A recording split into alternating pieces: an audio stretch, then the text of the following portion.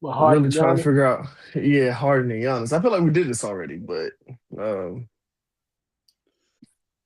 feel like I would rather be Giannis. I mean, at least even in my situation, I still got a ring out of it. Point blank. Period. I still got a ring out of my situation. You don't went to numerous spots, built super teams. Only thing you got to say is you got an MVP at one point. I got both of those. I got an MVP and a ring. I would rather be Point blank. honest. Period. Point Yep. and I think the second one was for the Spurs to be contenders, even though they don't have playoff experience. That's still a thing. I mean, the Thunder were a young team and they just went and won the championship. So I mean, they didn't have much playoff experience and still went. They had a year. They can, yeah, like a year of playoff experience and still going up against the teams that they did play in the playoffs is like the Timberwolves have had. They went back to back years of being in the playoffs. Um, Golden State constantly in the playoffs. The Nuggets constantly in the playoffs. Like all the teams that they played in the playoffs ended up they have a lot of playoff history and a lot of experience. So and I don't think the Spurs being a young team is going to do them any injustice as much as it can do them a lot of good. Being that they are young, they pretty much very energized, can run around the floor. But it does come down to who can get hot at the right moments in the game. I think playoff experience is a thing, but the only way you can get playoff experience is you got to make the playoffs and play. So um, I feel like them getting this playoff experience as they grow, it will allow them to be a contender this year. Because they're going to accrue that experience as they go. Now, are they going to have some moments where it's going to cost them? More than likely, but uh, when we say the word contender, it's not guaranteeing anything. It's saying who's in the topic in the debate, and the Spurs are in the debate even with the lack of playoff experience. Welcome to Point Blank Period, Point Blank Period, Point blank period. Point blank period. Point Blank Period. No pressure. Can't have a baseball conversation without bringing up Otani. He's a great pitcher and a power hitter. Yo, this man's top five. I'm still taking today's NFL. I'm going with the Niners. None of them are better than Brady. This is your argument. No, what I'm saying is, who's MVP? Do they not matter no more? Everything you said before that point is irrelevant. Not how the NFL works, baby. We drafted your replacement already. So Whoa. I don't gotta talk to no peons. Why not just come back and prove? This time he's really going off. Fireworks. Because we can't argue facts. What I told you when you got involved with this. This Grown is man business. Grown man business. Welcome to Point Blank Period Podcast, the best sports podcast, Point Blank Period. Today is episode 48, second. So we're going to start with our player of the week. And right now, we got a person that had the second most points in NBA history. So we kind of think that he may take the East, but I'll let y'all debate that. But right now, the question to you, Mr. KD, who's the best of the West? Well, it came down to Bam, of course, in the East that you aforementioned and me mentioning. Or speaking of, but out west it was Luca. And you might argue that Luca had a better week than him if you put everything together. So Luca came away averaging 37, 10, and 11, and Bam had 41, 8. So you might say Luca had a better week, even with the 83-point performance, especially with how a good mass of people are judging that 83-point game. it's funny that you brought that up. Especially like you said, like the mass of people that are disgruntled about him getting his 83 points. I It's not mean, about yeah. him getting it. It's how. How. I mean, hey, he he was intending on it once he seen the point value. Once you see the opportunity, why not? Records are to be broken, so why He's not? supposed to go for it. No, everybody agrees he's supposed to go for it. The, So the, how the, can you the be mad at how I question went is, for it? was it basketball? Like, was that basketball, or did he shrew away from, the And we're game? going to kind of get there. So Also, my question is to you, Mr. KD, because we already did a cast about it. Well, we did a segment. Please check that out. But we did the 20th anniversary of Kobe Bryant scoring his 81 points. So, to Mr. Marvin point, the masses of people may not necessarily like it. Is this anti-Bam hate or pro Kobe love that's really driving all this discussion? It's on you, Mr. KD. For the most part, I don't hear Nah, they haters. people hating on. Oh no, I'm not saying if they're haters or not. I don't hear people comparing it or really putting it against Kobe's performance. I think they're just focused on his actual performance, and that's what's rubbing people the wrong way. The free throw count and some of the The free throw count is plays, outrageous. some of the plays that he was rewarded free throws with are questionable, and he wasn't in the flow of the game. He was kind of, it looked a little circus actish. When I look back on the game and watch it again, the first 2 quarters was pure. That third quarter is where it kind of got a little comical at points, but I stand firm. 83 points is 83 points. I don't care what you got to do to get it or how you get it or how it looks. That's a feat in itself. So yeah, 83 points is 83 points. Did it look basketball? Was it appeasing to the eye of a purist or basketball watcher or pure basketball watcher? Most probably not. But hey, he won't foul in himself. The Wizards got to take some blame into this comical performance as well. So yeah. Yeah, and I'm right there with you, but a lot of people, even some players, like right after the game, there was like, I forgot the boy name. I think he played with the 76ers with the curly hair. He said straight Nick up and Young. down. Man, Nick Oh, Young, Nick, yeah, and Nick Young was one. Yeah, Nick Young, he was one. And it was strictly off, man. He passed Kobe, and I think by Kobe leaving the earth so soon and the way he left and XYZ and the love that people have for him, I feel like if there was another person, insert name here, Luka, just for instance, that had the 81 and it wasn't Kobe, I think the discussion won't be surrounding him wouldn't be so loud. What you think about that? I think it's more so how he got it. Like I could be wrong, but I think people don't like the way it came to fruition.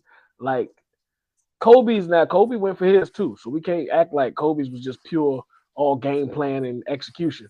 Kobe got to that 60-point mark and he was more aggressive, uber aggressive. But the thing is, when we get to a game where Kobe ain't passing, Kobe never passes really. So it don't look like a anomaly. It's like, oh, here go Kobe in his zone again. But his was never, it didn't look like how desperate Bam's might look compared to the other performances. Some of these other performances was you was like, oh, this guy's on fire. Bam had that feel in the first half. After that, it was really just he's just chasing it, which is not wrong. Like Amari said, you're supposed to, but man, I come away from it blaming the Wizards more than Bam. If you're gonna allow it, if you're gonna give it to him like that, then yeah, man. The fact that you let that man shoot 40-some free throws, Bam's not a shooter, so force him to shoot. What? But like I said, towards the end of that third quarter, fourth quarter, some of those foul calls or how he drew the foul was kind of questionable. Just throwing it up and stuff like that. So, Mr. KD. It was Mr. KD and Mr. Amari, before we get to the next question, if we was to list 100 players in the NBA, and think about it, it's only 450 players in the whole NBA. I'm making it almost to 200 players before I even name Bam as a person that I think that will even get to 80 some odd points. Do you think the uniqueness of Bam doing it also plays a part in this? I'm gonna start with you, Mr. Amari, that he isn't a scorer like that. I mean, he isn't a top-notch scorer, but I don't know. I just think saying you can get the 200 names is kind of crazy. Like I'm like, you got. I said almost. You can't really go that far because I don't care how level of score he is. For you to score that amount of points, first you have to be the focal point of your team. The team and Bam is that. They run through him, so he's gonna have those opportunities. So Bam would have to be in that top 100 for sure. If we go in hypothetical with what you said. All right. So I'm gonna start with you, Mr. Amari. We're gonna get to our injury/trade rumors, and I'm gonna run off a couple of moves that happened thus far. So we're gonna start here with the Bills. We signed C.J. Gardner, Bradley Chubb, and Mr. KD favorite, Geno Stone. What's your thoughts? Whoop-de freaking do. None of those moves push the needle for y'all. They have an affinity for having me, you did not add any top-notch quality to your team, but you did secure a pass rusher in Bradley Chubb, who is coming off an 8-sack season post ACL surgery. So that is a good bounce back. But I don't know. He's 29. He'll be 30 going into this next season. Hopefully, he still has a bit more juice in him, so you can get it out of this. I believe it's a 3-year contract. So, and C.J. Gardner Johnson, 1 year, $3 million contract. He will be, I would think, to either be the starter or a rotational piece in that back end for DB core that is very lackluster since they traded Teron Johnson to the Raiders. They putting him at corner? No, they're going. I mean, he's played corner at some points in the league when he was in New Orleans. It's a reason.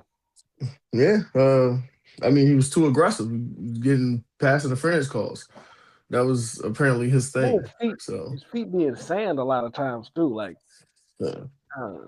He's a good locker room guy. Like he can give you a defensive grit and a dog mentality or dog approach. But if we're talking about really covering, first off, you better put him at safety. First off, let me put that.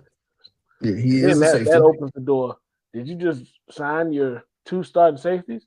If you did, we throwing it up every time. Yeah, Mr. KD, right? Mr. Amari just hurt my feelings a little bit by telling me Bradley Chubb about to be 30.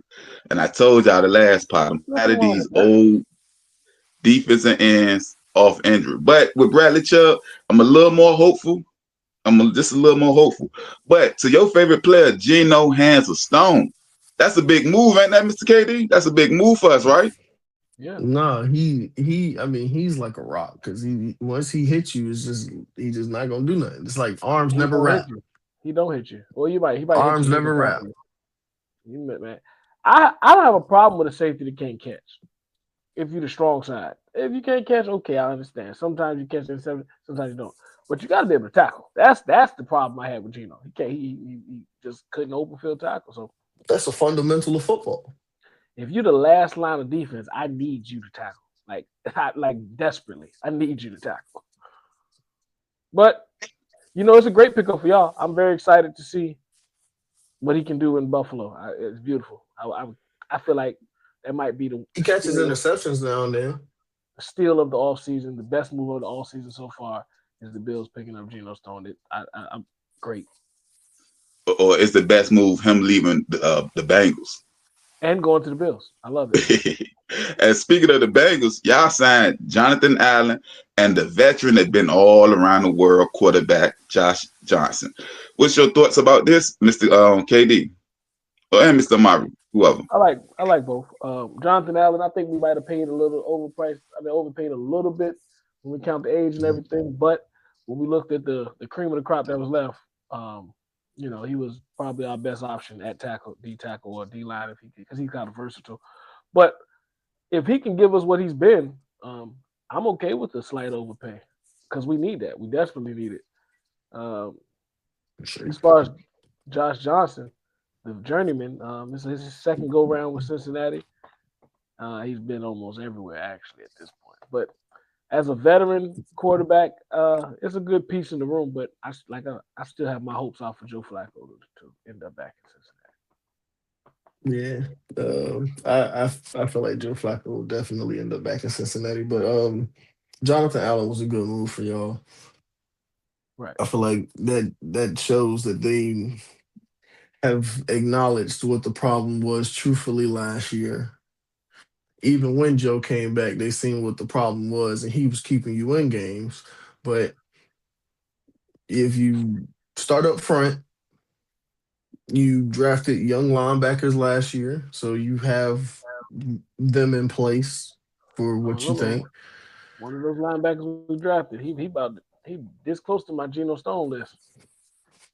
You gotta give Baron Carter a chance, bro. You gotta lose a little weight, man. I think he's too heavy to be in coverage. You gotta lose some weight. He a downhill linebacker. Like I said, that like the defense that y'all starting to build outside of Boye Mafe and well, yeah, Boye Mafe, for as far as the edges, it's like it's definitely to be more stout up front. Like I feel like with him, that's what it was. It's like you wanted a downhill middle linebacker, even though he is your primary signal caller. He needs to be a bit better in coverage. But like you said, I mean, maybe losing a little weight would help him gain a step. But yeah, I All like the right. moves in the pickup. It's Speaking way of one of better the than losses, way better than if we was to go get C.J. Gardner Johnson to be a highlight or something like that. speaking of one of y'all losses though for the Bengals, so I'm go to you, Mr. Amari. They lost Trey Henderson to the Ravens. So the Ravens, they had Max Crosby. Something happened with that deal. Now they got Trey Henderson. What's your thoughts about that, Mr. Amari? I mean, I guess you went to a better defensive scheme. It's not like I haven't played you twice before. Now you just I guess you're in a better rivalry now. I don't really think it really does much for them. I mean, it gives them the pass rush that they lacked last year, but your run defense still suck. He can help them close games. Like when you up and you need that play fourth quarter to either get it back to the offense or end the game. I think he'll help them in I those feel like a games. lot of that was I feel like a lot of them not having that was due to injury for most of the part. They were missing most of their defense for a good majority of the season. Um, they're I'm about to say one of their all pro defensive tackles. He didn't even play. He was out before the season started. So it's it's a lot to kind of put an asterisk beside what they did put on tape last year. But I mean, you are what you are, and I can only like everybody in y'all are all NFL athletes. Everybody knows their role, and everybody has to play their job and do their job. So I mean, them being 32nd in pass rush win rate, somebody's He's not gonna doing improve their that. job. He's gonna help them with that. But the Yeah, you lunatic might in go me, to 24. the lunatic in me still sees a route for us to get Max Crosby. So I'm gonna hold out for that. And speaking of Max Crosby, there's reports Mm, that the Ravens, that is, they wanted Max and they wanted trade. Do y'all really believe Cap, that? cap, couldn't do it. You ain't gonna be able to pay him. You ain't gonna be able to pay cap. them and give Lamar a new contract. They just had to. There's They no were way. trying to cover them tracks. They were like, hold on, something. So we look like we're doing bad business here. We got to do something to cover these tracks. I mean, you still doing bad business. Well, it's gonna be bad business regardless. But if we say our intent was to keep both of them, it kind of makes it look like we didn't backdoor Max while we was talking to Trey. But it's cool. We know what you did. The real is the real. We know what you did, Yeah, and you. that's why I want Max Crosby in Cincinnati. Man, he get to play Baltimore twice a year. He gonna go 8. Do what it take, Mike Brown, Duke, Tobin, whoever's involved. Do what it take. I can't Get say that, it wouldn't be a get that bad. It top 10 wouldn't be a pickup. bad move. Get that pickup. Man, if we get Max Crosby, look at the AFC North. We got best pass rush in the world. We're gonna get to that in a second, Mr. KD. Dallas Goddard back with the Philadelphia Eagles. How would this help bolster the receiving core for the Philadelphia Eagles? It won't. It's gonna keep them the exact same as they are. Dang. The thing that will kind of move their needle, I guess. They signed Hollywood Brown. Guess that will kind of help. Yeah, Woo! they added a bit more speed to their wide receiver core, but No, think they're that's gonna just lose something too, though. So it ain't gonna balance out. yeah. I mean, I you think that lose was insurance. if the top no I think that insurance was insurance. how I think that was insurance. yeah okay this is I guess they about to really try to do something, but hey, Howie might get a haul if that's the case. If this was a I plan for hope the it's not departure of insurance. AJ Brown, I hope it's not insurance because basically, what's his name? Devontae and Hollywood, dang, they're the same player. So I hope there's not an insurance to replace AJ. But hey, are I they think one plays every style game? wise, they both speed guys, smaller fields. Basically, I'm saying he's a closer comparison to Devontae than he is to a replacement for AJ. Yeah, But okay. with that said, it ain't that many replacements for AJ because AJ is an anomaly. You don't see guys that big and that fast everywhere. So yeah. Go to Minnesota. They done picked up Kyler Murray while simultaneously releasing safety Harrison Smith. Do you think there's a place that he can go, or is over for him as far as his career? And when it comes to Kyler Murray, what does this mean for JJ McCarthy? I Cole don't really Johnson. think. We I broke mean, yeah. we broke this news about what, a month ago? But, I don't know. I don't really think it changes anything for JJ. I mean, they put Kyler's on a 1 year deal with. I, I think it's guaranteed for him to hit the market next year. Uh, I, with the clause that's in his contract. So it doesn't. It's not changing anything for JJ. I just think it's the time. It's giving Kyler a good stop to be with a proven QB guru and Kevin O'Connell, and rebuild his value. Because I think being that JJ is their first round guy, I don't see them giving up on JJ, even though he did look very poor last year. Uh, I don't think they've given up on JJ. And as far as Harrison Smith, they've already said if Harrison Smith is open to playing again, they're willing to bring him back for another season. They just needed him. He was a cap casualty. The Bills need to call him. He should have called him instead of CJ Gardner Johnson. Because they signed 2 safeties, but they didn't fix no safety problems. Yeah, the Bills need to call him. I mean, Pittsburgh should have called him, but I mean, we got the younger ones. And speaking of Pittsburgh, are there any moves about the Steelers that you want to get to in particular? It's on you, Mr. Amari. You know, the only thing I don't like about this is how you know exactly what Cincinnati did. You know exactly what your team did, but he ain't look at nothing Pittsburgh related to put that on the sheet. But I ain't gonna. But I got it. I did. I just ain't No, seen any you big did. moves, but No, maybe you know any moves that I didn't know of. the big moves. Oh, so signing I Bradley was Chubb about was to big. say, You know what? CJ Gardner Signing Bradley Johnson is a Chubb. big move. Hey, you said it Okay. first. Those were Big big enough. moves. All right. Pittsburgh, we signed Jaquan Brisker. Um, former Penn State safety, former Chicago Bears safety. He coming to Pittsburgh. You know that boy Being bad when you paired. got to go back to his college alma mater first. You know he bad. Nah, he was nice in Penn State. In Yeah, I Penn wish I State, why would we have can't talk about what he was in the NFL? Why we got to go back to college? He was nice. He was nice. He's a good safety for Chicago. What do you mean? I can say is not high turnover production, but he's a good tackling safety, which is something that we've really been needing. We've Bill should have also called him too. signed. Yeah, they should. I can't say on that one. They should have. I'm glad they did it. But then we also signed the nose tackle Sebastian Joseph Day. Not necessarily seeing where he fits into the grand scheme of things. I'm guessing just to kind of rotate Cam Hayward out time to time, so we don't have to rely on 6th-round pick YA Black from last year. Those are the most recent moves. Oh, well, IT was right there. Yeah, y'all ain't making no real moves either. I mean, all of ours happened last episode. Yeah, you're right. You're right. All right. And before we leave this topic, are there any other free agency moves or trades that took place? Is on you, Mr. Amari. Go The ahead, say it. Houston Texans signed Wyatt Teller. Nah. Um, Justin Fields has been traded to the Kansas City Chiefs. As I've already dropped, Hollywood Brown was signed to the Philadelphia Eagles. Can I break the last one? Yeah, go ahead. Can I please break the last one? Go ahead. Jalen Waddle has been traded to the Denver Broncos, which means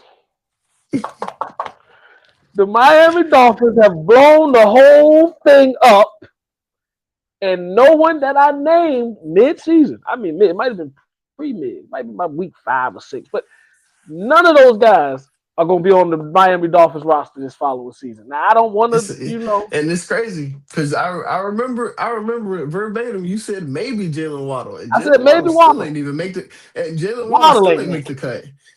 He just got the most value out of it. Blow it up. Mo, did I say blow it up or burn it down? Both. Burn it down. I think it was both. Burn it down. I'm pretty sure you would have switched it up. Both of them fit. Blow it up and burn it down. Good job by the GM, front office, everybody.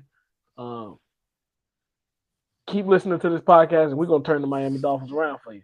Keep following after what we get. Keep listening to these hints we give you. Next up, I'm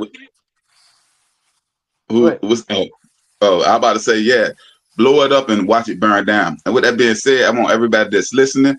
I got a compilation out. We got a compilation out right now of Mr. KD Dolphin takes throughout the season. Please go check that out. Please go check that out.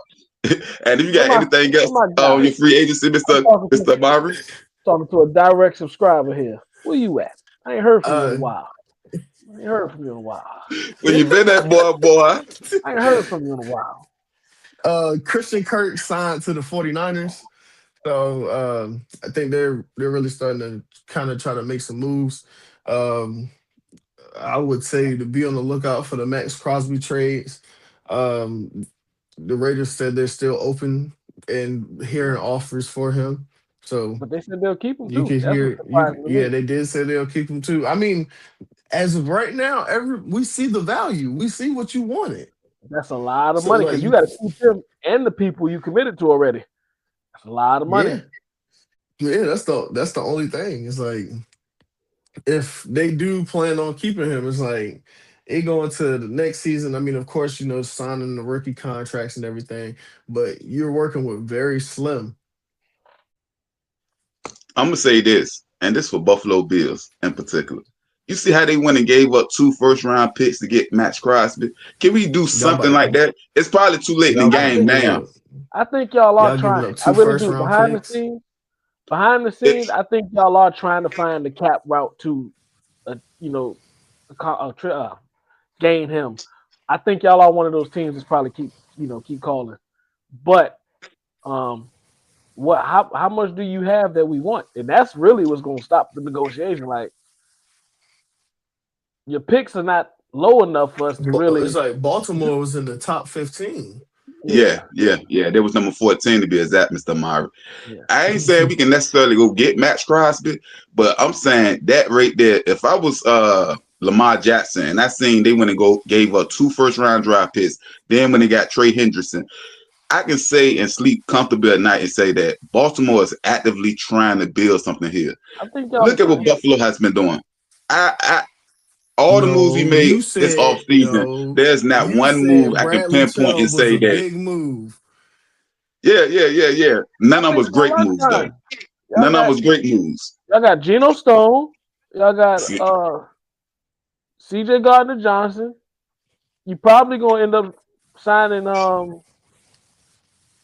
Let's see who you can sign. You probably go out there and get sign with Jarius Sneed.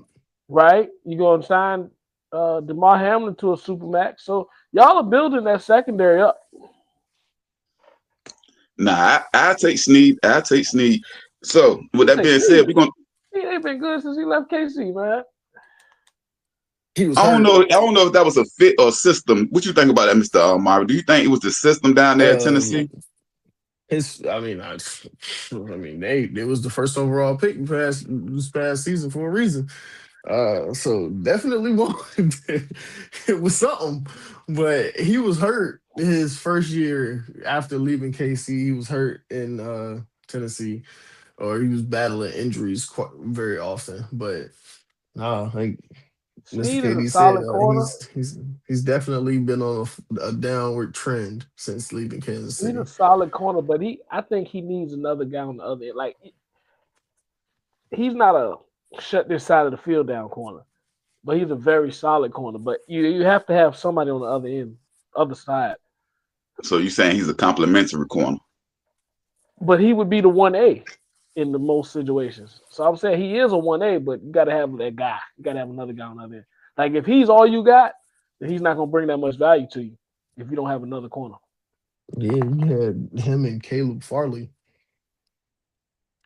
Great job. All right. With that being said, we're gonna get to the NBA side of our injury report / trade rooms, and we're gonna start here. The Nuggets, when you take the totality of all the games they missed, they have missed over 160 games. My question to you, Mr. KD, how would this affect y'all moving forward, or do you think there is a nothing burger? Well, there's never nothing if you have the level of players that we had missed. Like we've had our best. 3 of our 4 best players missed most of a big part of the season. We got Jokic, which is not usual. That's an abysmal thing. It's not usual. Peyton Watson was playing phenomenally, and we lost him. Aaron Gordon, who I've always said is the second most important piece to our team, we lost him for 2 extensive times. CB, Christian Brown, we lost him. So we're just losing guys that we can't afford to lose. We're not losing like the 6th, 7th, 8th guy in the rotation. These are all starters. Cam Johnson, another starter. So it was a point where we had 4 of our starters out. So I can't say that's nothing. What does that do as far as the outlook of what we can do with this season? I don't know. I'm waiting to see. To be continued, I guess. But it's definitely not fortunate, and it's definitely not, what you would want. But at the end of the day, we're still getting healthy at a good point. Like I said last week, if we can get it going and just get some continuity in the rotation heading into the playoffs, I'm still optimistic about what we can do. But the fact that I haven't seen our consistent rotation available for the majority of the season, and I'm not used to this, and it's just it's depressing. And speaking of teams that we got the best roster that we've ever had. And speaking of teams or players in particular that was on the road, Kawhi Leonard, the last 10 games, they've been 7-3, the Clippers, that is, until he rolled his ankle. He was averaging 31 points in the last 10 games on 50, 40, 90 splits. So my question to you, Mr. KD, is, with him being out, do that keeps them as a play-in team, or are they a legit playoff team? Mark, why you yawned, man? You think Kawhi is born? Was you saying Kawhi was born last? No, I'm joking with you. The Clippers. I mean, always bringing up Kawhi. I'm like, but he then loves said the hold numbers. on. I mean, when he said the numbers, I'm like, he was getting bucket. Oh, no, I said it on the previous podcast we did, where Kawhi is on the MVP level this year as far as what his output, but he was caught digging out of the hole, which really hurt him. And second, the roster around him is not up to par of his performance. He's leaned on to do all that he's doing because he has to, just for them to compete. Which leads me to the answer to the question is, them standing as an AFC right now, 34-34, and with Kawhi possibly missing time, that's not going to fare well for them, especially not in the West. But a play-in team is a possible playoff team. So if they can get to the play-in and Kawhi is good and the team doesn't have any major injuries, they can make the playoffs. The Clippers, I'm not writing them off. And that's leaning on Kawhi and Ty Lue. And I keep bringing them up just for everybody that's listening. Kawhi may be my favorite player in the NBA today. And with that being said, he was averaging 27 points off 50, 39, and 90 shooting. Almost a 50, 40, 90 season, but he just one tick away at the 3-point line to make it a 50, 40, 90. But to your maybe favorite player, Mr. Anthony Edwards, I just seen that I believe he's going to be out for a week or 2. How do you think this would affect the Wolves? Yeah, he's out 1 or 2 weeks with right knee inflammation, but it's gonna hurt him because they right there teetering at that playing spot, those playing spots too. But I don't know. With Minnesota, I really don't know because you're talking about the best player on that team, and not only just the best player, but the the engine for everything that they got going. I got my eyes on Jaden McDaniels to see how he responds to these opportunities that he's about to get. And of course, Julius Randle has to take an uptick too, but I think they'll still end up being right around. They're not going to fall off too heavy. And I believe in Chris Finch as the head guy too. So they'll stay afloat. I believe. All right. Before we get to our next topic, you got any more injury news in the NBA, Mr. KD? Steph, of course, still out. They got to wait for him to be reevaluated. That's kind of lingering, and the Warriors' opportunistic look of things is fading away. And then Giannis that's out with another injury. He got the hyperextended knee. Will be reevaluated in about a week, they say. So he's set to miss some more time this season. It's just been a horrible season for him. It's been up and down for him. No, it's been. I don't think too many ups. It's been down and downer. Yeah, it's saddening when you commit to a team for a year that they was putting so much question marks around, and for all these variables to happen to you in a negative way throughout the season. It's very dampening and deafening, and I just know Doc Rivers has something to do with this. I'm joking. I'm joking.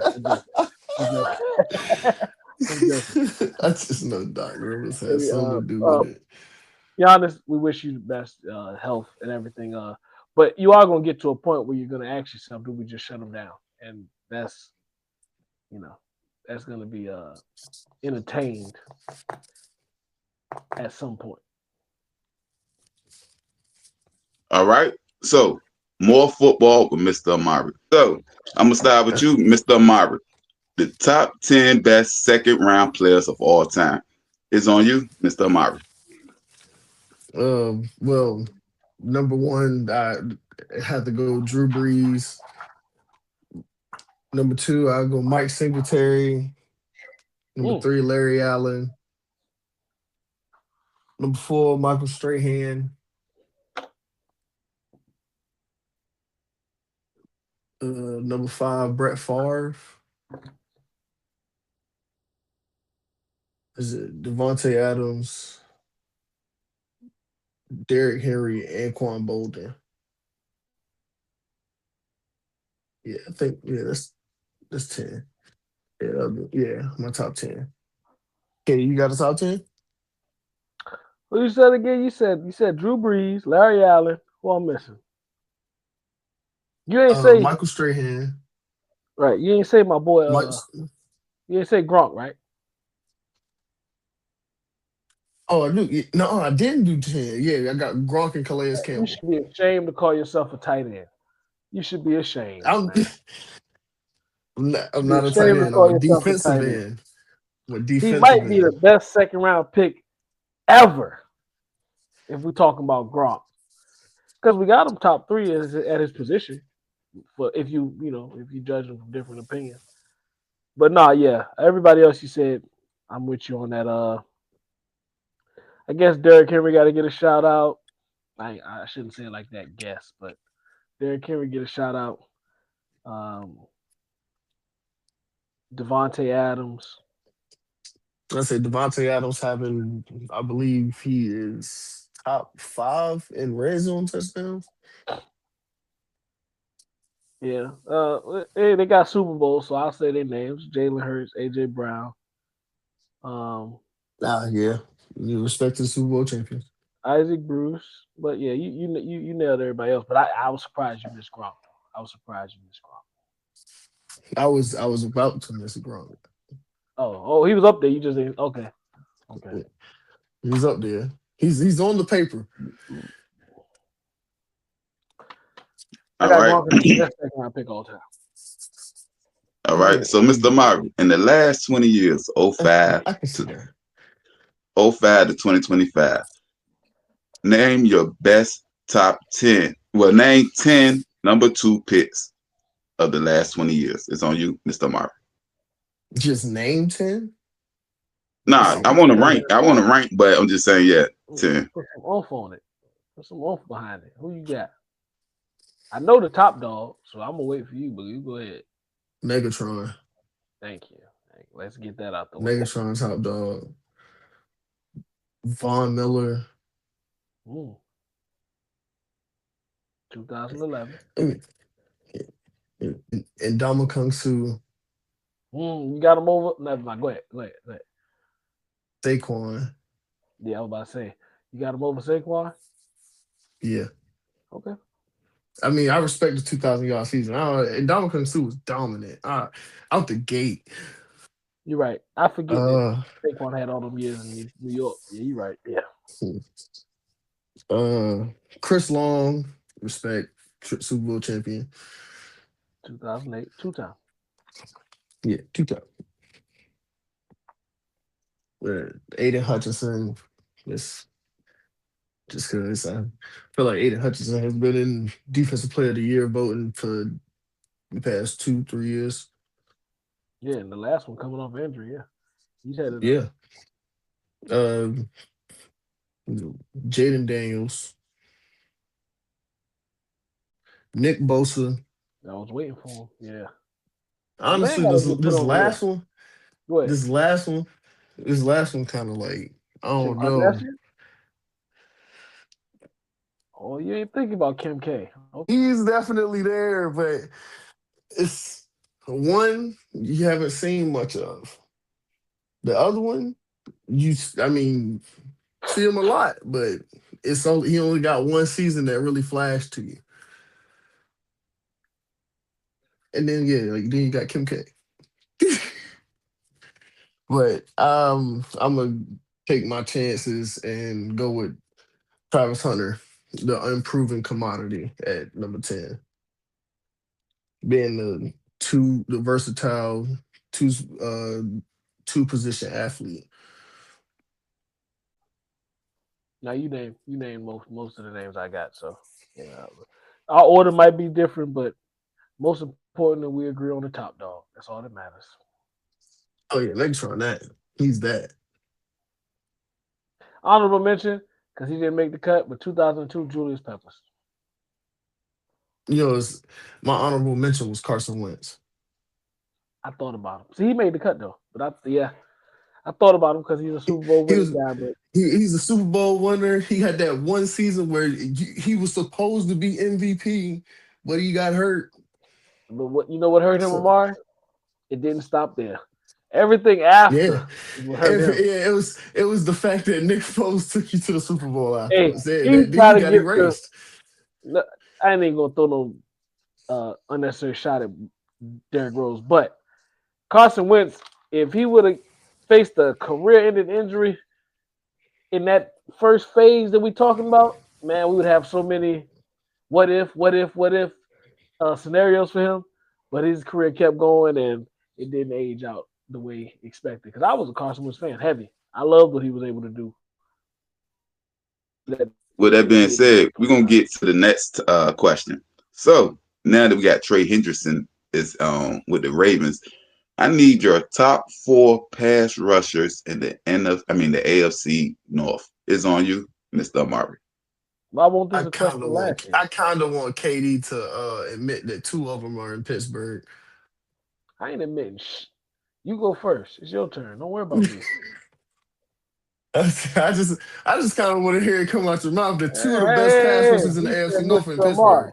Mr. Amari, that's what he said. Okay.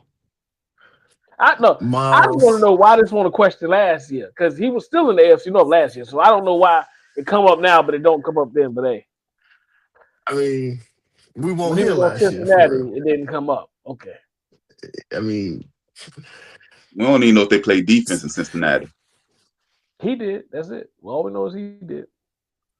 But you got Geno Stone. You can find out real quick. Yeah, it's crazy if he knocked the whole morale of the defense down. And they lost Sean McDermott. You ain't gonna know who to blame.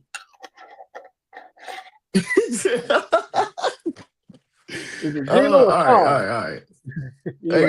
I got Myles Garrett, TJ, of course, Trey Hendrickson, Alex Highsmith. I had Myles Garrett.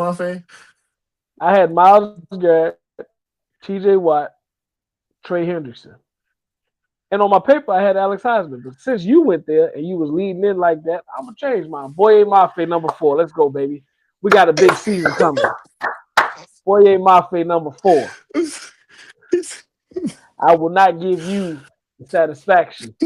So, yeah, you heard what I said, and I said it loud. You said, you wrote it down. That's a lot more powerful. That's very powerful. No, I wish I could show you out the paper, but it's going to mess up with my background. I had Highsmith and Mafe together. So I was just pivoting. I was not going to let us both have the same 4. Especially not being that 2 of them in Pittsburgh Steelers. So, you know that. All right. We're going to get to the last question in this topic. The top 5 available players right now, and what do you think they would end up, Mr. Amari? Top 5 available. All right. So we got Tyreek Hill. We got Tyreek Hill, Taylor Decker, Joey Bosa. Okay. This is going to be interesting. Deebo Samuel, David Njoku. You said 5. And just hey, I'm just giving you some of these are relatively the top ones. And then I'm gonna give you a quarterback just because you always gotta have a quarterback. Kirk Cousins. Big Kirk. Yeah, big Kirk. Kirk O'Bang. You gotta have him in there. For Tyreek, obviously, I feel like the biggest move and most obvious one would be him going back to Kansas City.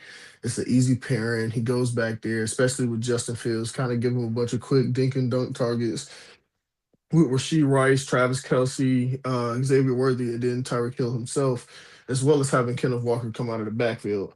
So he'll have a very star-studded offensive weaponry with Andy Reid at the helm. So it'll be a good pairing for them. Taylor Decker, I actually have him going to. I actually had him going to Cincinnati, but I forgot that they still have Orlando Brown Jr. And just re-up, baby. Just re-up. We got him for 3 years now. Yeah, I don't understand why.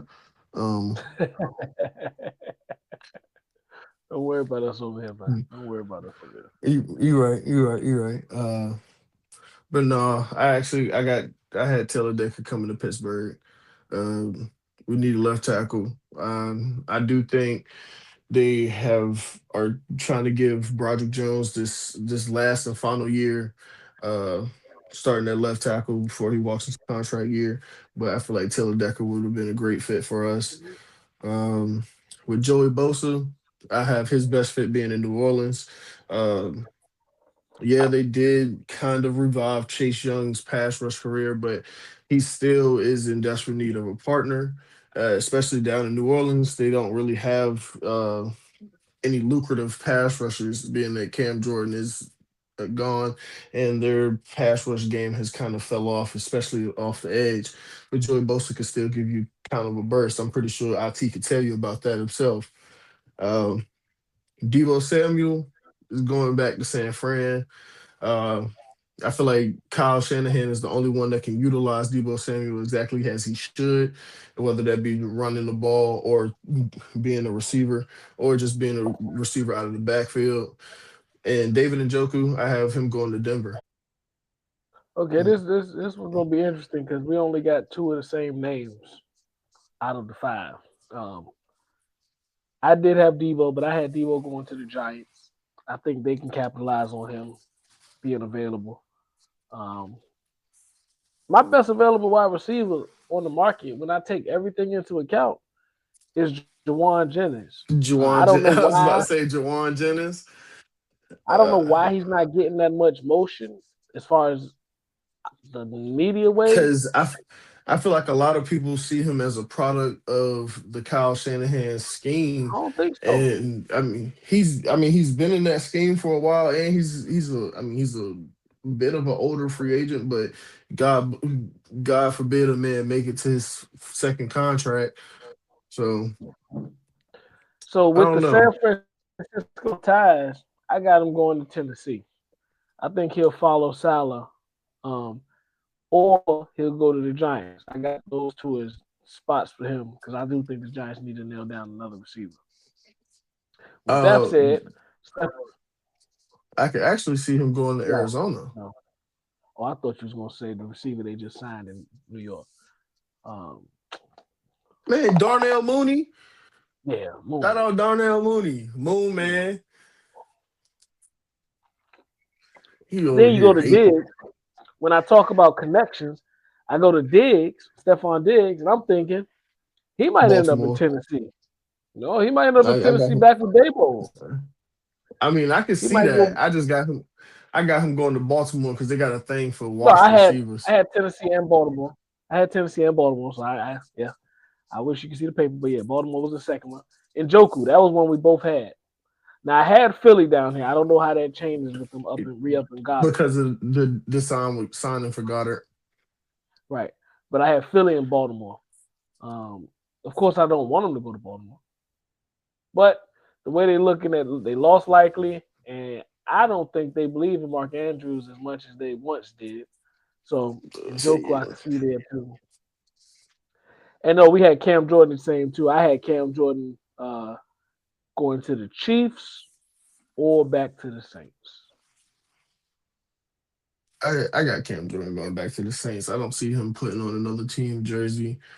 I think if he was to make it out of free, man.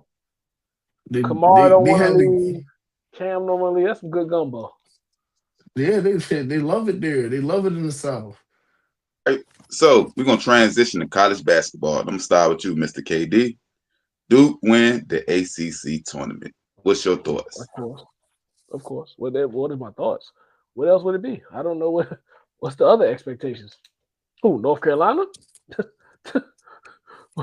Let's be realistic here. And it was a landslide. I know you're gonna look and say, "Oh, it was only 4 not the points." championship game." No, let me finish. I know you're gonna look and say, "Oh, it was only 4 points." No, it was a landslide. It was no point in that game where we was like, "Oh, Duke is gonna lose this."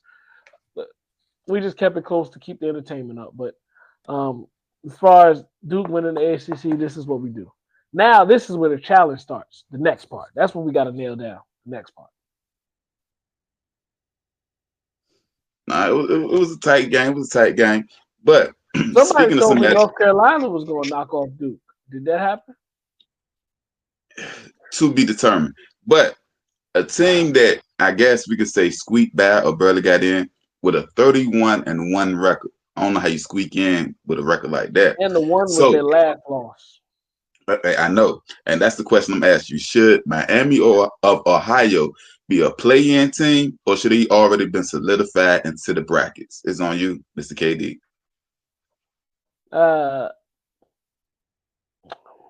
Contrary to popular belief, I agree with what they got going on. They should be a play-in team. Their record is great, but we gotta take into account the level of competition. But at the same time, when you go undefeated for that stretch of the games, you put yourself in the argument. So, however it ends up, this is still a great season for Miami of Ohio. But yeah, I agree.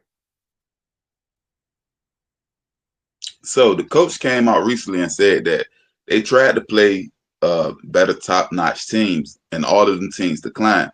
So they can only play. You're right. You said what now? You're right. No, I'm with you. Yeah. They declined it because they don't have that much to gain. But I think the thing about college basketball is you have the ability to capitalize on what you've done lately.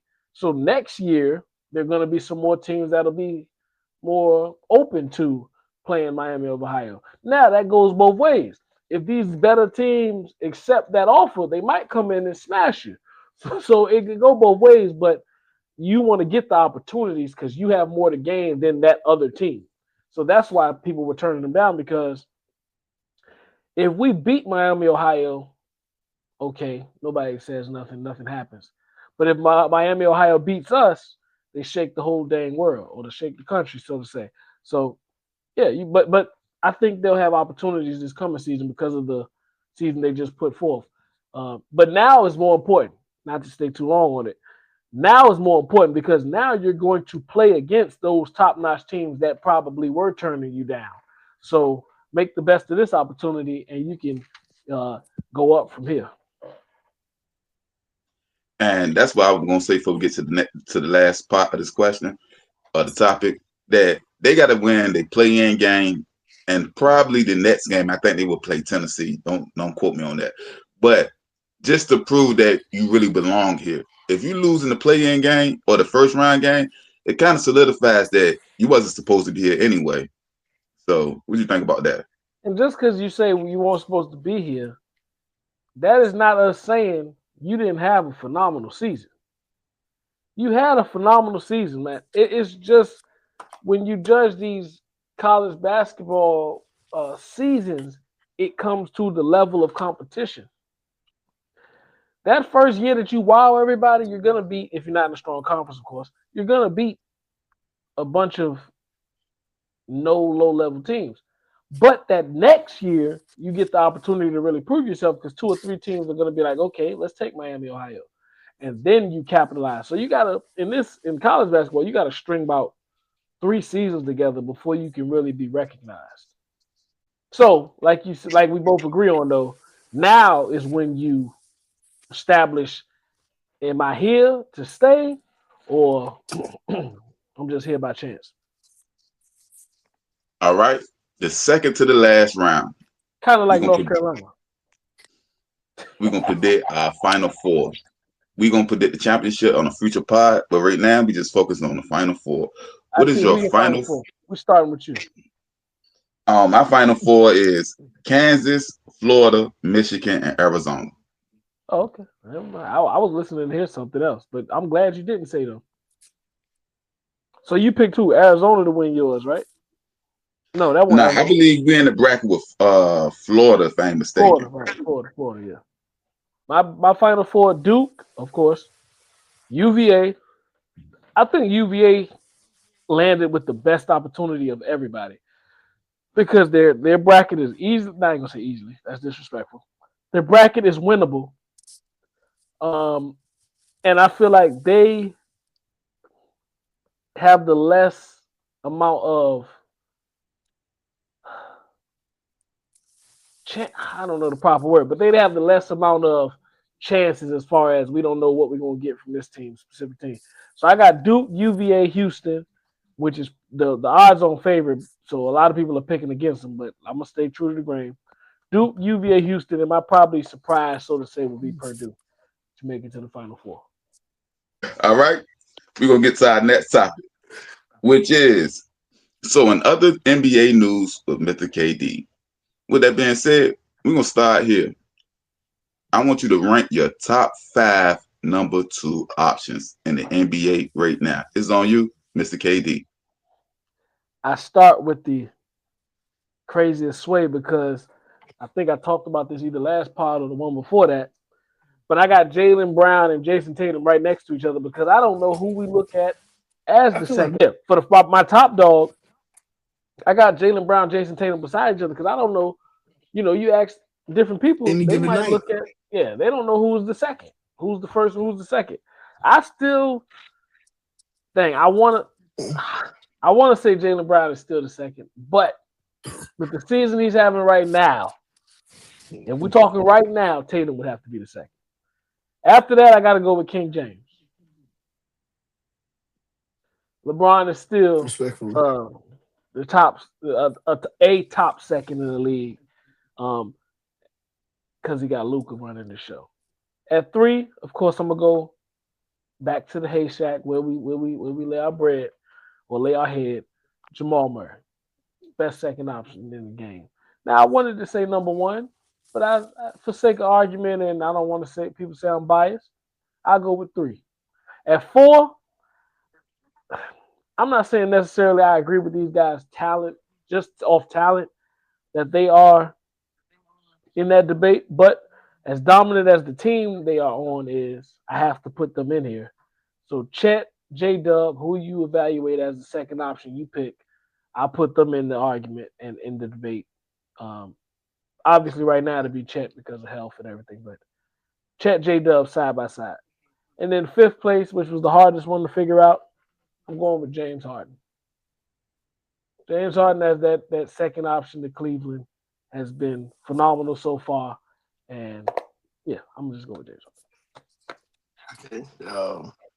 I was gonna say like, oh yeah, we got everything the same, but that one. But no, we literally had That the was the same hardest one. exact list. That was the hardest That one. no, I don't know. I feel like that was the easiest one. Like, dang, like James Harden is really a second option on somebody's team.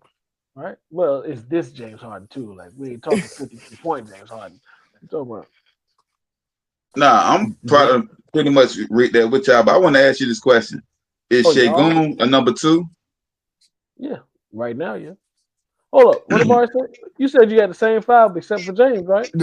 No, I had the same exact 5. I didn't think you were gonna have James. I thought you were gonna have Sengun. That's why I'm shocked that he brought it up. I thought you was gonna have Sengun. He came up. Guys like Sengun, D Fox, who else was I thinking about? Jalen Duran, but that was just off one season. It's somebody I was thinking about heavy. Nah, it's somebody I was thinking about heavy, and I'm missing it right now. Okay, well I guess you deserve to be missed. So I brought him up because when you said Chet, I'm really debating: is it Chet or Şengün? Who's the better number 2 between the two? I know the Thunder is a better team, and that's what gets you the nod. And that's why I'm kind of debating with myself. Do I take Chet out and pick Şengün? Because truth be told, I might pick. Go ahead. No, go ahead. You first. Nah, I might move James Harden up and pick Şengün at 5. That's almost the only one I had different. Oh, you had the same order as me? Well, truth be told, I got Brown. I don't have Tatum. Because I looked at Tatum as the lead dog there, and Brown's the number 2. Depending on who you ask for those, like. And the only reason right now this year he's the number 1 by default. But if I looked at every other season, who was your 2?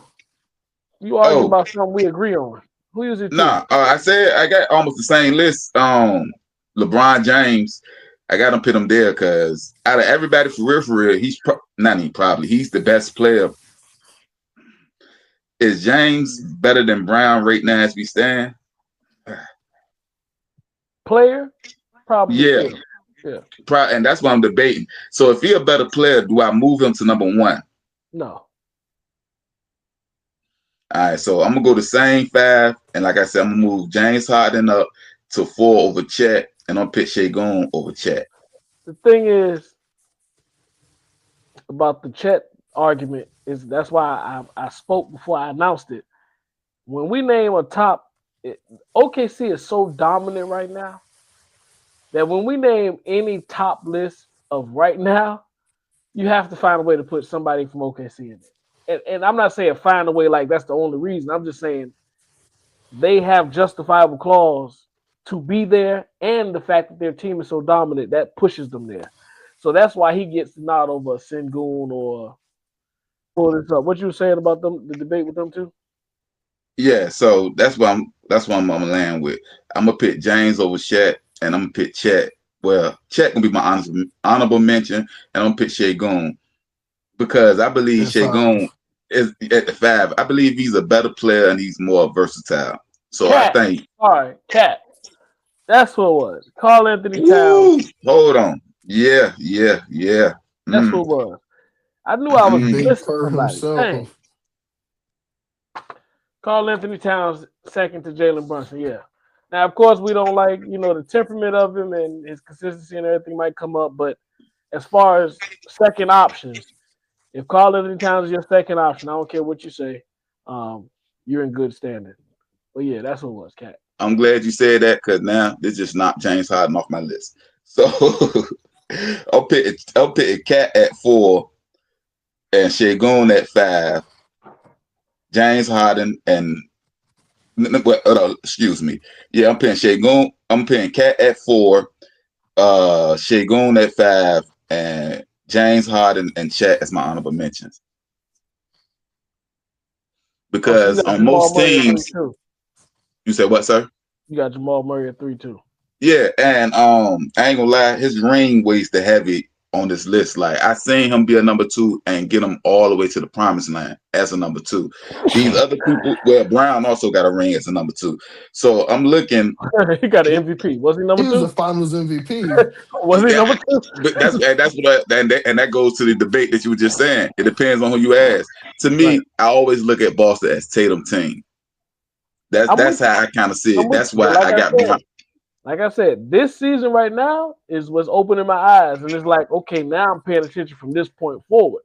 And I ain't talking just the injury. I'm talking about what Jaylen Brown has been able to do. So if he can even, because he in MVP discussions, and well deserving of it, yeah, well deserving of it, and not only well deserving of it, a very sneaky winner. Like, God forbid, because we don't wish on injuries, but if Shea was to miss some games, we talk about Jaylen Brown as the favorite.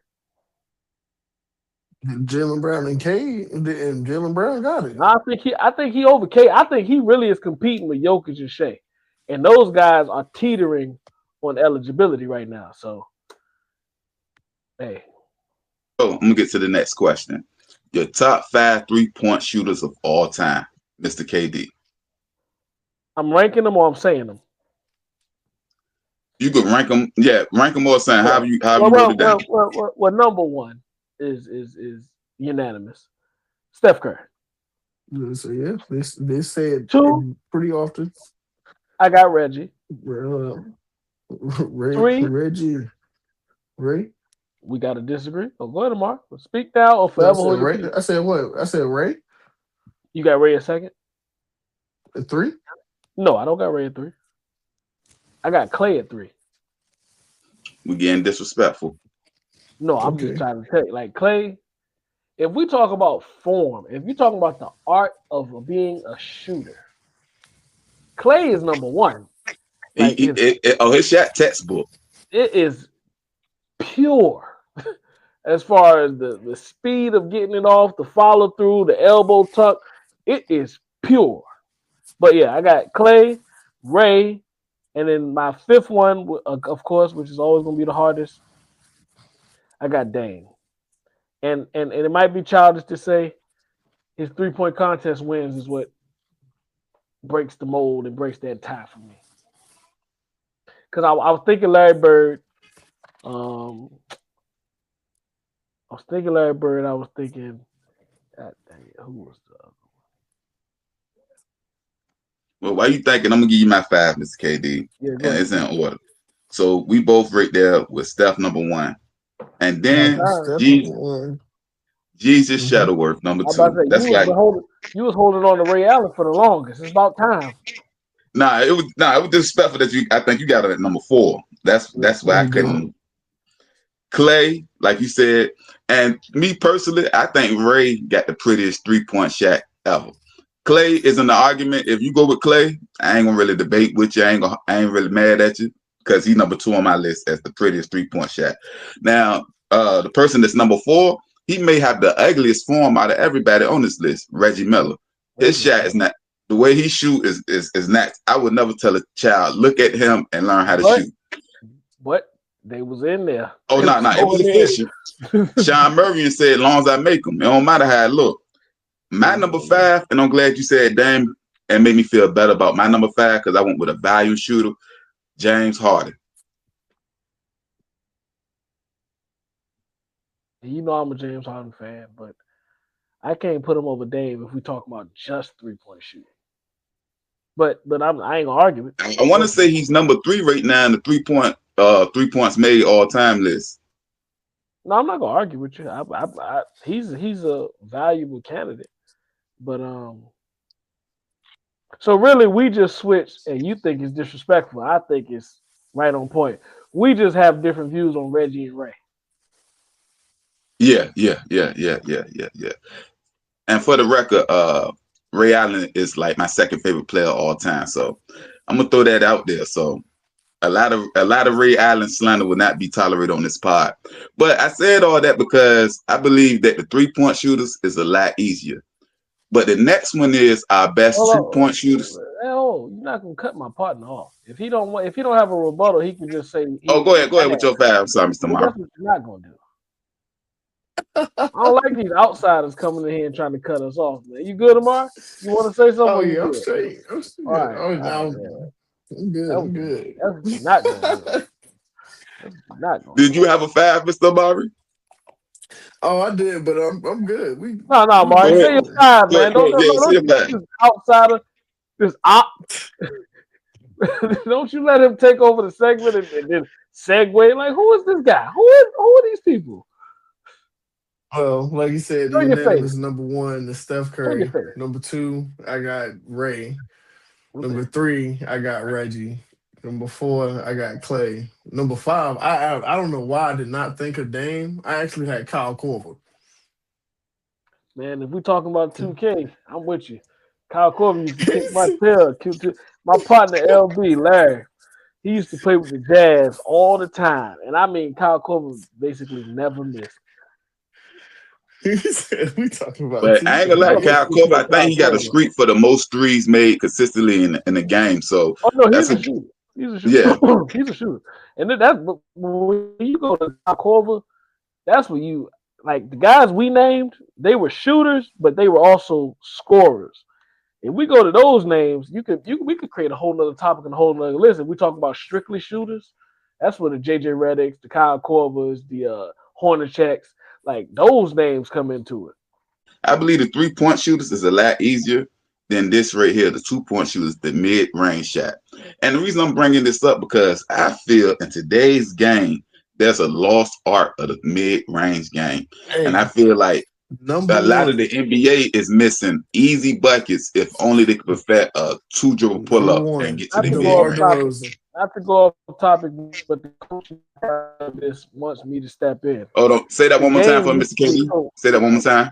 I said not to segue and stay off topic too long, but the coaching mentality of me wants to say this. The game used to be taught mid down, and now the game is taught 3 down. So the levels are different. It's a 3-level game. It's always been coached or taught as a 3-level game, and the Mr. mid range KD, used to be the most important. Go ahead. but Mr. KD, I don't even know if it's a 3-level game. It's like either you take a 3-point shot or you go into the hole. It's so many times where I see people just run Oh into yeah, double but teams. that's what I was segueing into. The mid range has erased from the way the game is input or in placed or taught. Sorry, taught. Now the mid range is not even valued as heavy. Implemented. But while we say that though, the best player in the league, to a lot of people's opinion, is a mid range assassin. So let's go ahead with the topic and see where we go with this.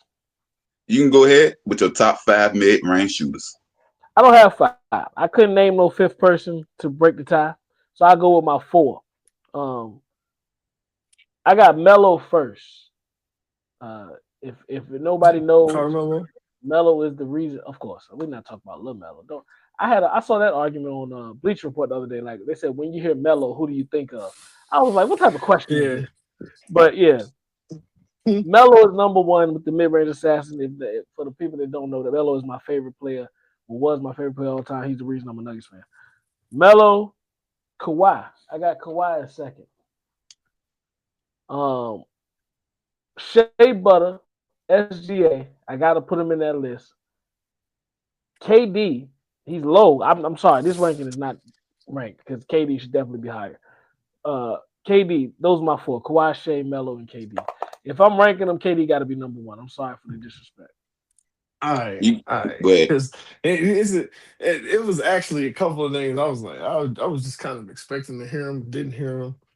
I mean, KD obviously, like, I'm shocked that you did have him a lot lower. I mean, that's something. But I had.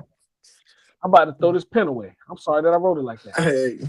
I had KD, DeMar DeRozan. I thought about it. Was Joe Johnson, Kawhi. You ain't have Shea? Man, Melo, hold on. You ain't have Melo. Hold on, wait a minute. Melo was the mid-range assassin. That one dribble, pop. Man, IT, talk to him. Talk to him. Oh, you ain't gonna want to hear what I got to say, but go ahead, Mr. Amari.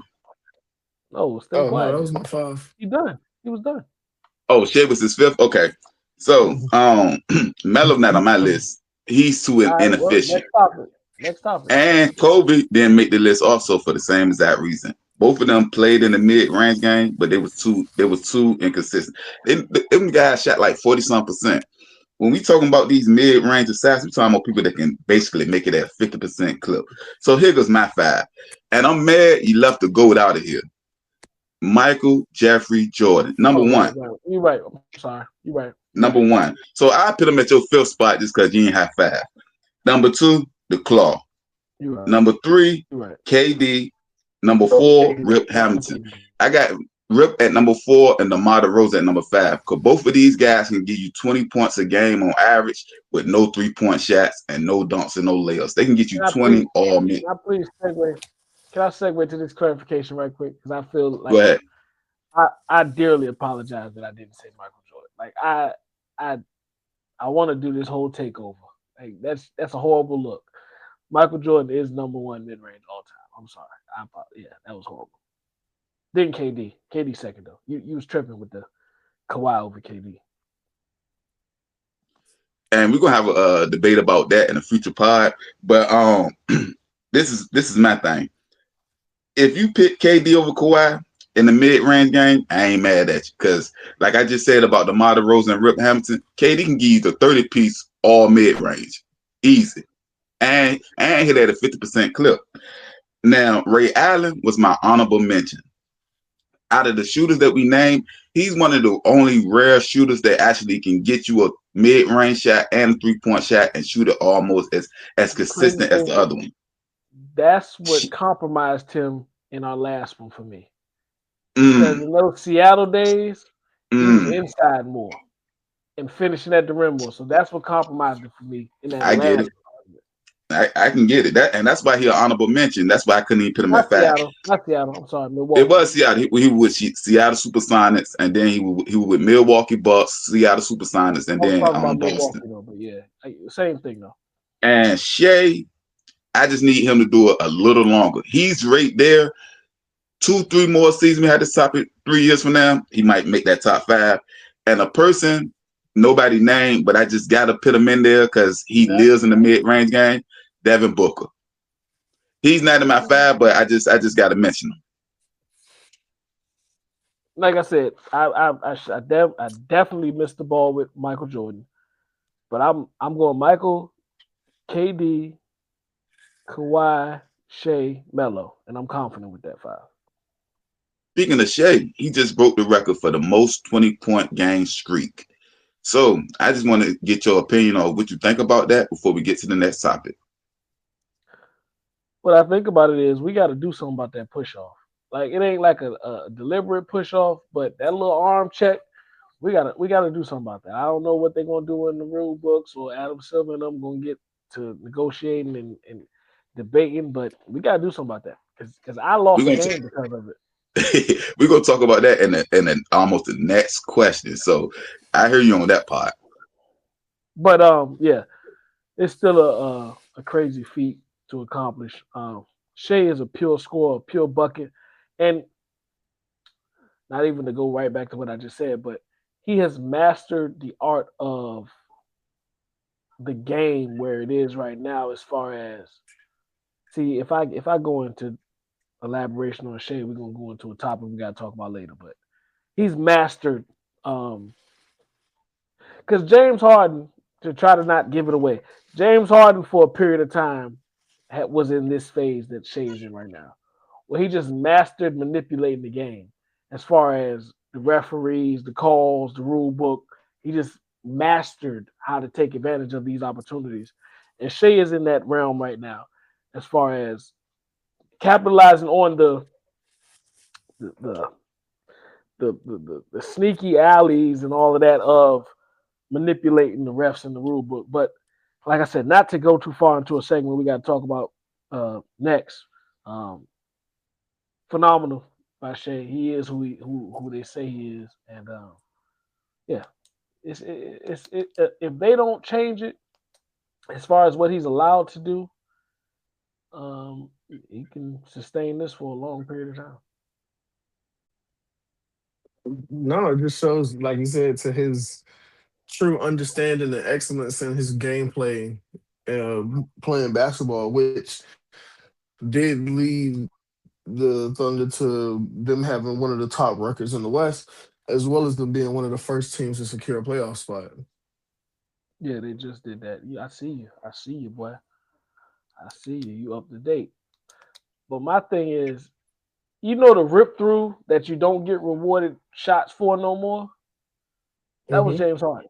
Like when when you are so dominant and efficient in something that they have to change the rules, that just speaks to the how incredible you are as a talent. Because James Harden was killing them with that rip through straight to the free throw line. So now the fact that I'm even saying the Shea forearm check needs to be addressed, that's just going to show you how incredible he is at that. So So we're yeah, gonna go ahead and go there, Mr. KD, because not James, Jalen Brown and SGA, they kind of got a little riff because he's saying that he's out here being a foul merchant. And to your point about James Harden, over the last 10 years, we've seen this 10 years ago with 2015 with James Harden, the foul baiting. And there's been a lot of complaints. And normally it's complaints from the old heads, it's complaints from the ex-players, it's complaints from the fans. But now we are seeing today's players complain about today's game. What's your thoughts about this, Mr. KD? we're seeing today's foul merchants complaining about today's foul merchants. I'm not saying JB is as egregious, for lack of better words, as Shays is, but JB is one of those foul merchants too. He's trying to manipulate the officiating. And it's not, I'm not saying that as a discredit to him, man. It's a level of players we could say that are leaning on that to Luka. Like, if I name the best players in the game, you're going to think of them as foul merchants. I'm not saying they're not foul merchants, but I'm also saying these are some of the best players in the game. How much does that foul merchant play into where we categorize them as? And The Mr. only KD, guy. Go ahead. Mr. KD, and that's what I was going to ask also, especially with Jalen Brown and certain people complaining right now.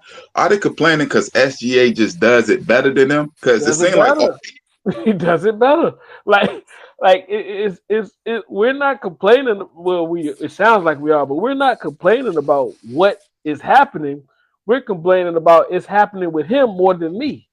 That's really their problem. But he's just better at it. Like, I would love Jokic to get the calls that Shea gets. Luka would love to get the calls that Shea gets, but Luka gets a lot too. He might be second in command as far as foul merchant. But when we talk about the top players in the game, the only name that comes to mind is Giannis, as far as he doesn't fabricate or search for the foul or whatever. He's just getting clamored and sometimes not getting these calls. But if we talk about the Jokic's, the Jalen Brunson, the Shays, the Jalen Browns, the Jason Tatums, these guys are trying. James Harden, they're trying. They ain't even trying. They're searching for fouls, but they're searching for manipulating the game. But that plays into your greatness. Like, we can't diminish that. Understanding the rule book and finding the caveats is brilliant. I don't understand why we're acting like that is a less than tactic. No, the greats have done that. And that's why when we get to LeBron's greatness and they talk about that crab dribble or how he forced the hand of the refs and put it on the pressure on the refs to make the calls, that plays, or Kobe too, that plays into your greatness. You have to understand the rule book and then execute off of those rule books. And if you missed a spot in the rule book, or you left a gap or a spot, a crack in the rule book, and I took advantage of it. Loophole. Yeah, a loophole. That if I took advantage of it, that ain't on me. Fix the but rule book. but speaking of loophole, SGA, he extends his arm when he push off. That's not legal. Like, he just don't push off. The crazy thing is, as much as I want to be with you, because I like I said, I just recently lost a game to that same stiff arm extension. But the rule book says full extension. The camera doesn't show it, but that's showing that the whole arm is fully extended to the point that I pushed you off. Shea has mastered like that 3/4 extension, which, like I said, they need to fix this. But he hits a check and just goes right there and brings it back. And it's so quick that they just, hey, like, I'm with you. They need to fix it, but he doesn't do a full extension. Well, he does sometimes, but he's not a victim of the full extension most of the time. It's that 3/4 extension. So that goes to show I'm gonna push the lever as far as I can go, or push the needle as far as I can go before you call it. And sometimes it gets called, but just not enough to me if I'm judging. But that 3/4 push off is a dominant move right now. And the crazy thing is, when you get a certain level of notoriety and you get a go-to move, officials are seldom to call against it. And that's really where we at right now. That push-off is his go-to move. Yeah. We can't call on his go-to move. Like, that's, you feel me? That's how they feel. So yeah, but yeah. All right, so we're gonna end with this last question, and it's gonna be to end all of the debates. So everybody's talking about Bam with his 83. So we're gonna kind of rank in the last 20 years. We're gonna kind of rank the top scoring outputs that we have.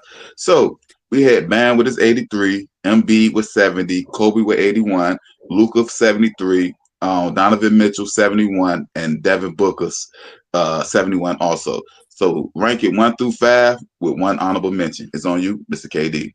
Try to do this because I want to start with you then, because I want to segue to you. I want to start with you. All right. So I'm gonna go from number 1 on down. So number 1 is Kobe with his 81-point game. 2 reasons. A, it's Kobe, but B, I believe they was either down 16 or 18, and they needed that game to solidify themselves in the 6th seed. I ain't trying to rush you, but just run through your list first, then we can talk. Like, all right, go ahead. I got you. All right, so Kobe number 1, Donovan Mitchell number 2, Luka number 3, Embiid number 4, Bam number 5, and Booker is my honorable mention. Okay. You got one, Amari? Pretty much kind of the same thing. I got Kobe, Luka, Donovan, Bam, then Embiid. All right, so we got the same. No, we don't. We don't have the same. No, me and Amari got the same time. Embiid don't make my 5. The only difference in me and you, IT, is I got Luka second and you got Spider second. So that's my 3rd. So we just flip-flop those. I got Book, and then I got Bam at my 5 spot.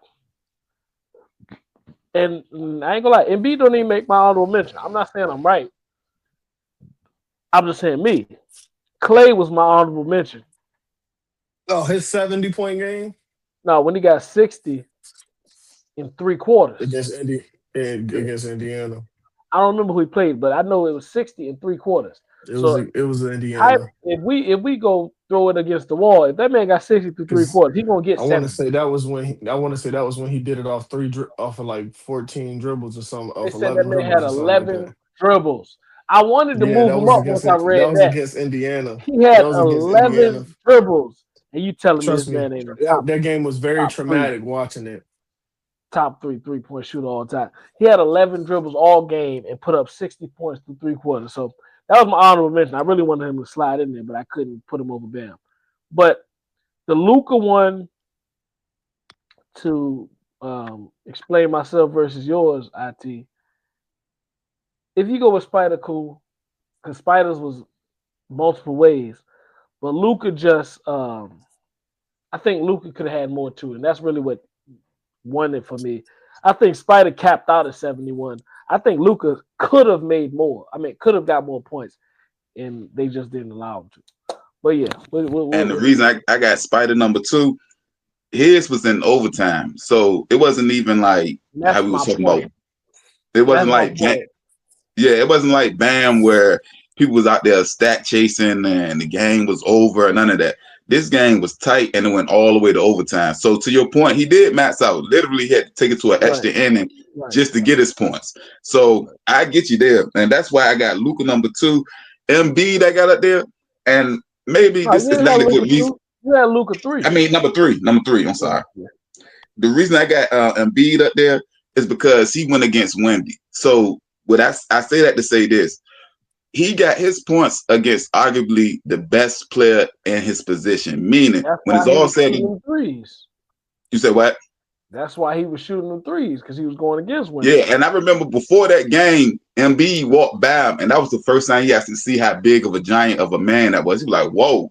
So I said all that. He came prepared. And everybody else, you look at Kobe, he did it against Jalen Rose and stuff like that. Everybody else did it against also ran type people. He did it against arguably the best defender in his generation or in his position. So that's why he got the nod over that for me. So that's why I got him there at the 4. You know what I'm happy to see you not say? And it's crazy because none of us said it. The actual alleged Wilt Chamberlain game. Nah, I picked it for the last 20 years. So and that's another thing. It's not alleged. Like, we got to stop with this conspiracy. Nobody see it. It was a stadium full of people and a radio broadcast. Where any of them at? Where they at though? It was players that played against them who vouched for it. So all you gotta do is do your Googles and you'll see it. So with that being said, I won't see nothing. I might read it. Oh, well, you're hurt. Well, you'll see the actual players speak about it. And I can read them saying what they said, but I won't see no footage. Nah. Every performance we named, there's footage behind it. Because we got into this debate already. Check out our podcast on Podbean. We already got into it. So with that being said, Mr. Amari, Randy Orton is headed back to WrestleMania. After headlining twice, he's headlining one more time to face Cody Rhodes for the championship belt. What's your thoughts? Is on you, Mr. Amari. Randy better bring that title home, bro. Not gonna lie. I'm all for for Randy. On Raw? You saw what happened on SmackDown, right? Yeah. Yeah, my man turned heel again. So that's the best. That's the best. Randy. I feel like this is when Randy at his peak. Mm-hmm. When Randy just stopped caring. This is where it is. This is where it started. Him, sadly, bullying Cody. This is where it started. The crazy thing is, when you look at the history of wrestling, you got to have that great face and great heel, and this is perfect because Cody might be the best face in wrestling right now, and Orton, when he wants to be, is the best heel in wrestling. So I guess you have Brock Lesnar, Roman Reigns. You have some names to argue with, but I'm talking about at their peaks. Like Randy at his peak was a heel. So yeah, because speaking of what you said about what happened on SmackDown, what I seen was the Viper is back. The Viper is back. And man, he said something about Cody referred to the voices in his head, and Randy said thank you. Like he was like, yeah, I'm listening to him. And then you dominated his baby. Pardon my French, but yeah, it's gonna be a great performance as far as because the promo and everything and the build up is gonna be one thing, but when we get to the actual in-ring performance, I think these guys are going knock it out of the park as far as capabilities. Randy Orton versus Cody Rhodes has been longed for a while, and it will not surprise me if they don't steal the show, because that's just the level of talent you have in the ring at one time. So. And I'm glad you said that. I'm gonna ask Mr. Amari. Do you think this is a better headline or main event than if they would have kept the belt on Drew? Is this better that they put it on Cody so that it'll be a better main event at WrestleMania? Yeah, that's no question. Like this headline brings so much because, like you said, the history, the story between the two of them, And just leading up to this, like, oh, this is Randy's chance to kind of exceed the mark of being, I believe, it would be a 15-time world champion. This is Cody solidifying himself as, like Katie's also said, as the most superior babyface of all time, capitalizing his journey from being the little kid, the scrawny kid that kind of debuted in 2008 to now Hard being a to, main event in WrestleMania. that It's a long journey that came for the both of them. So I think it's check me if I'm great. wrong. Check me if I'm wrong, Amari. This is Cody third straight year main event, right? Yeah, but he lost the other times. No, I ain't saying if you lost one, but I'm just saying for you to main event WrestleMania 3 straight years that's a feat in itself. Something. Yeah. Yeah. The only So I person think that it's did his that third regularly straight year. Probably was the Hogan. Undertaker. That's Way back. We just throwing it out there right now. Ain't no fact checks or nothing, but 3 straight main event WrestleMania main events. That's a feat. I hope we can tap into that another episode because I'm pretty sure that it's only him, Hogan, and I don't even think Stone Cold did 3 straight main events. So the last three, like you said, the one he about to do now, he fought John Cena last year and Roman Reigns the year before that. Before that. Now the only thing is, of course, the caveat is going to be now they got 2 nights for WrestleMania, so that's going to be the whole rebuttal. But still, being a main event 3 straight years, man. Hey. All right, before we get to the next topic, I need both of y'all on record. Who will win between Cody Rhodes and Randy Orton? That's a question right there. Because I'm on tape on Point Blank Period footage saying I think it's going to be a fatal 4-way, but I want to rescind that. It's not. I don't believe that no more. I think Jacob Fatu and Drew McIntyre is going to be on a whole nother storyline. So I think it will be Randy Orton versus Cody Rhodes. But I don't know, man. If I got to pick the winner, of course I want to pick. But I don't know. I ain't certain on it. I'm like 70-30. I'm taking my $10 on Randy. I'm with you, but I just be thinking storyline purposes. I mean, like you can go either way with this storyline, though. If Randy wins, where we go from here? We got a lot of ways to go from Cody, but where we go from? But I'm with you. I think I would side with Randy though. I don't know, because it's like if Randy wins the title, it's like you said, where do you go? Because now who's going to top him?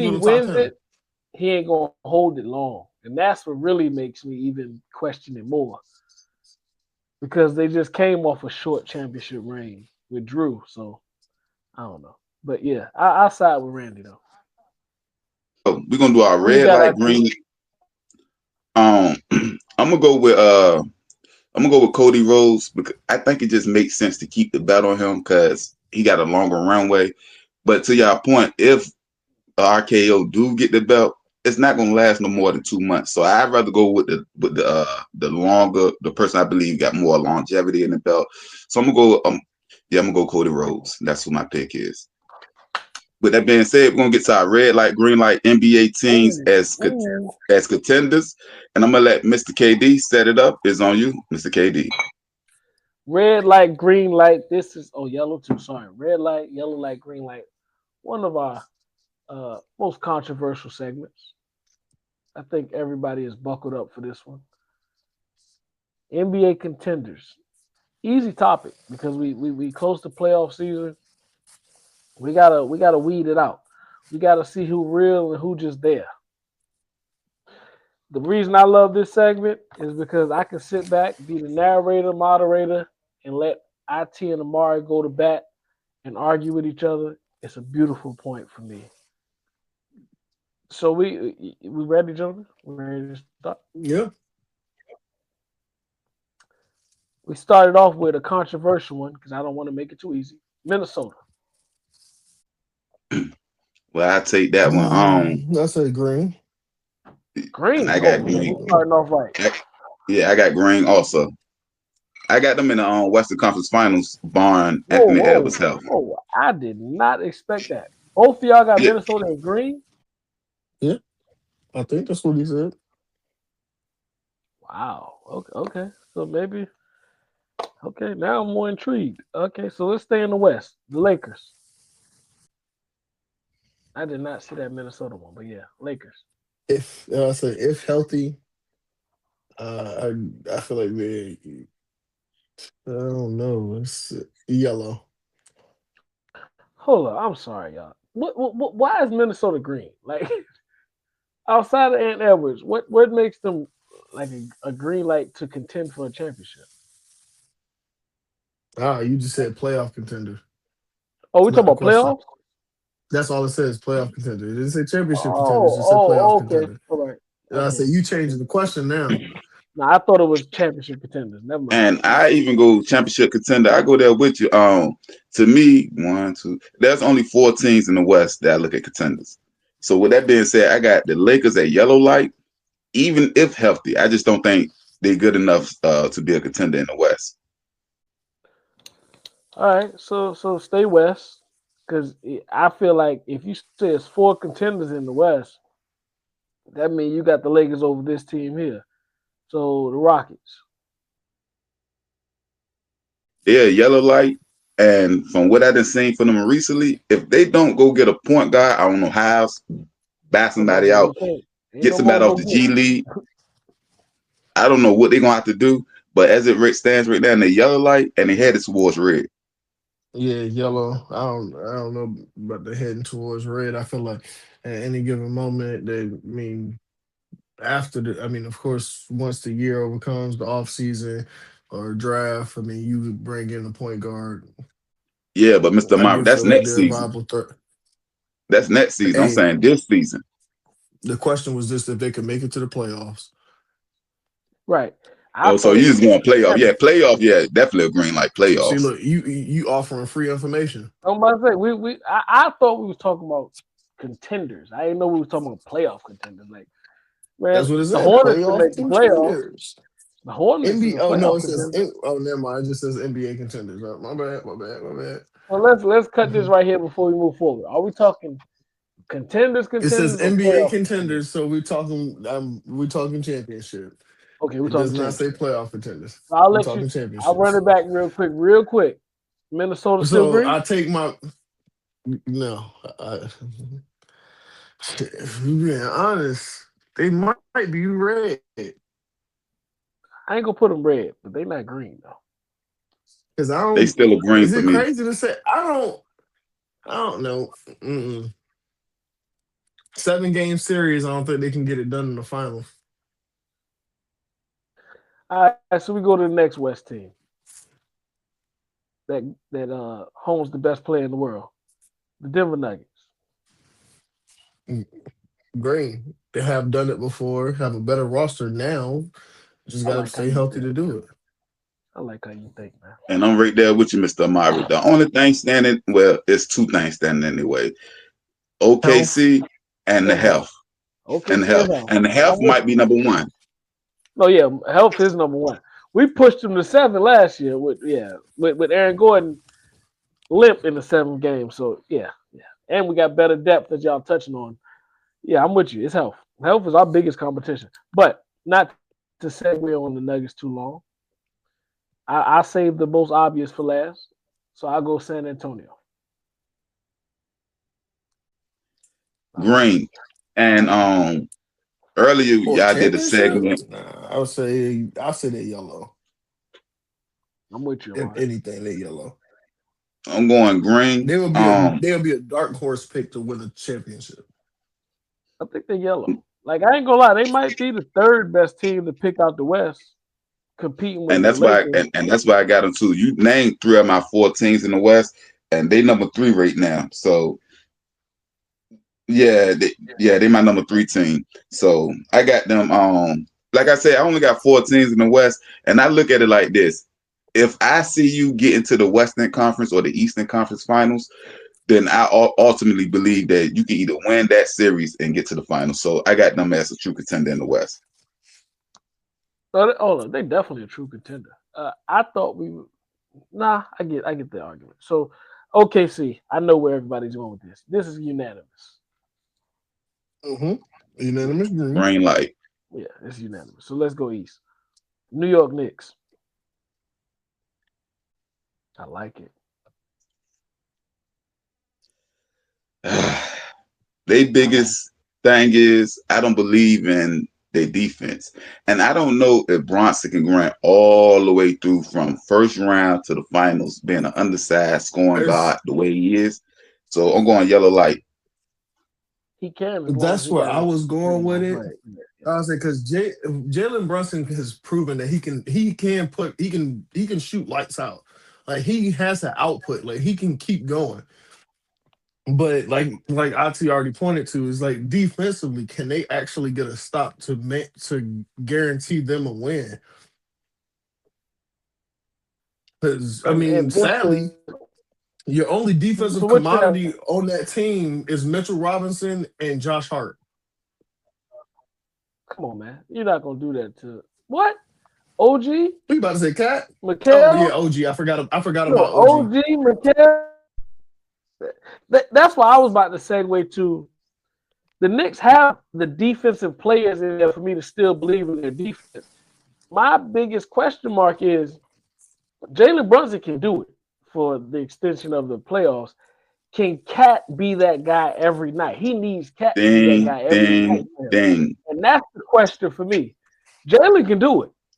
Can Cat be that every night? And that's the real question mark. And that's exactly who I'm looking at. And I had put him in my top 5 as the number 2, as one of the best number 2s in the NBA. So with that being said, if you can't get it done, you're going to drop out that top 5. I'm looking directly at you, Cat. This is on you. And even when I'm speaking about defense, make them feel your presence. Too many times I see them step to the side, let people get easy layups. It's on you, Cat. Only part of defense still needs you to get those rebounds. As far as what you're saying is about the impact and the enforcer, I've come to realize that's just not who you are. But as long as you can get it off the glass and not give them extra opportunities, but you still have to be everything that I need you to be on the offensive end consistently, then we'll be fine. But yeah, that's my biggest question mark with the Knicks. It's Cat. It ain't the defense or it's Cat. And before you get to the next one, the last thing, he got a little JaVale McGee in him. He got a little cat in the food. He got a little bit of that in his game. He got to eliminate. He got to eliminate that. JaVale McGee was consistent on defense. You said what? That was all JaVale McGee did. JaVale McGee was consistent on defense. No. I say he got a little JaVale McGee in his game. I'm talking about the goofiness of it, the dumb mistakes, the boneheadness part. I'm talking about that part. That's why I said cat in the food. Like every now and again, he just do something so stupid. Like, what is you doing? And he do it in big moments. So that's why I need you to tamp down also, Cat. But I'm looking directly at you. The Knicks go as you go, Cat. It's on you. Cleveland. I love these pauses. Yellow. These pauses are great. It's still yellow. Sad to say, they have a roster that maintains. And I promise you. Let me ask you this question. You got to get past the Eastern Conference Finals. Oh, you already said it. Never mind. You went too far, man. I was trying to say, is this hindered on James Harden's past playoff performance? Yes. Okay. And I'm right there with you for the same exact reason. I'm going yellow light. I know. They got the chance to go green, but I need something from you. Until we get here. I done seen you too many times. Yeah, I'm with y'all. That's the hesitancy. Like, I need if you can be regular season James Harden, sky's the limit. You and the Celtics. It's like I've seen Donovan Mitchell get it done in a few games, not in the full 7-game series, but he got it done in a few games. So he got to the Eastern. Like I go to bat and say, out of us 3 on this panel, we're not questioning Donovan Mitchell in the playoffs. That's not our question. That's not our question. He's going to be whoever he is. Even if he have a bad game, like you say, he's going to be in a series. He's going to be enough. James Harden? Hey, it's on you. But so who you said, Ati? Yellow or green? Yeah, I said yellow for the same exact reason. Boston. I feel like that's another healthy green. Been there, done it. Especially with Jason Tatum coming back. Not necessarily asking too much of him, just like, all right, you can get in where you fit in, let JB kind of run the show. I think they can actually do it. And then by the time, if they were to get there to the big dance, and JT is, I would say, closer to 80% healthy, like where he feels like he can really start to move a little bit more, I feel like they can really do it. Like, I feel like that's a real good chance to do it because they got a sneaky roster. They're doing real good right now without him. You tiptoeing. I'll go full How fledged. about tiptoeing? The Celtics, Green. because you don't want to say what you need to say. The Celtics are the Oh, they can win favorites the in tip. the East. Yeah. The Celtics are the favorite in the East. You tiptoeing. Just go ahead and say it. The Celtics are and should be the favorites in the East.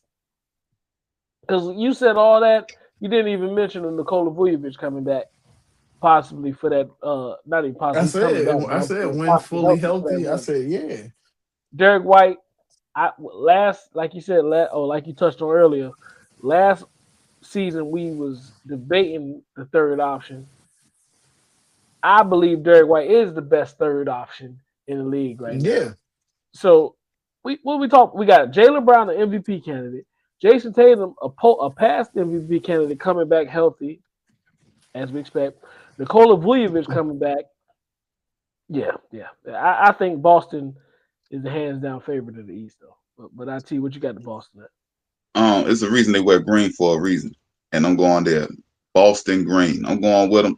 And the thing is, I just seen a stat for White in particular. He the first Celtic since Kevin Garnett to have 75 blocks and 75 steals. So that means not only do they have offense, Derek White, a guard. Yeah. So not only do they have offensive power, they got defensive presence and people that's willing to get down in them up. I want to pull up his 3-point percentage as well when you talk about that. Like, this man might be phenomenal and we're not even talking about it. But yeah. When you make a team, it's kind of, this is the way you want your team to be constructed. You want some dogs and you want people that can pick the ball in the hole, and they have both. In one player. like not even one. Really, it's 3 players that they have it in. But I'm talking about Derek White. It's just he got to get some more respect at some point. Derek White, as it stands right now, he's shooting 34% from the 3-point line. And I want to believe that's low compared to last season. But it's probably because Tatum been out, his volume is higher. But yeah, Derek, man, I'm not putting Derek White in the top 20, of course, but I'm just saying we need to put some more respect on his name as far as who he is and what he is every night. But the last one, Detroit, they have to be named number 1 seed. Detroit. I still think it's yellow. It's one of those. Wow. It's one of those playoff experience things. Like, I mean, we were just talking about it earlier. Whoa.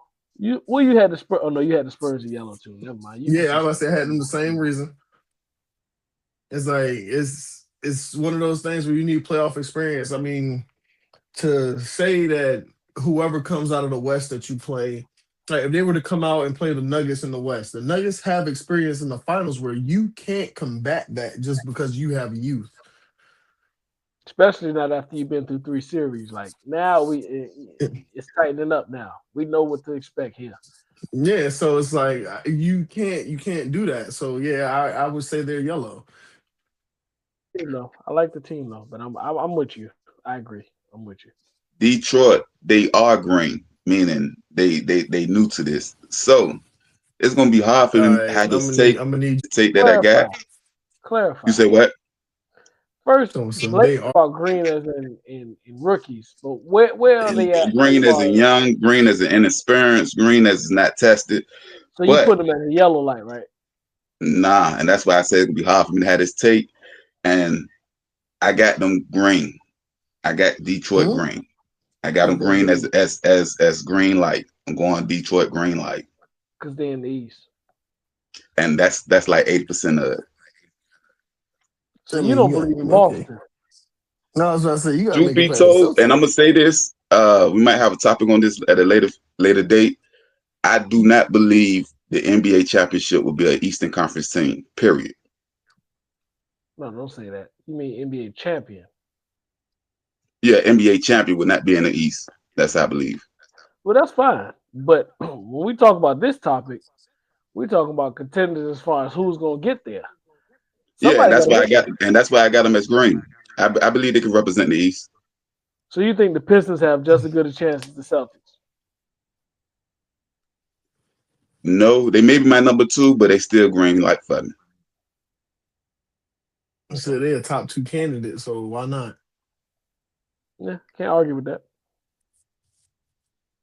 I just believe in Boston a little more. They got the experience and they got a ring. So I got to give them the nod. And they got the better players. Yeah, the only thing that's really stopping me from really being all in with Boston is I don't know how Tatum gonna look 2 months from now. If he come back and he's the Tatum at 75 to 85% clip, then that take I said about the East Coast thing. So you don't care about the No. I think that because his thing is not a leg injury, it's a hand injury. So I think he could come back and be relatively as good as he was beforehand.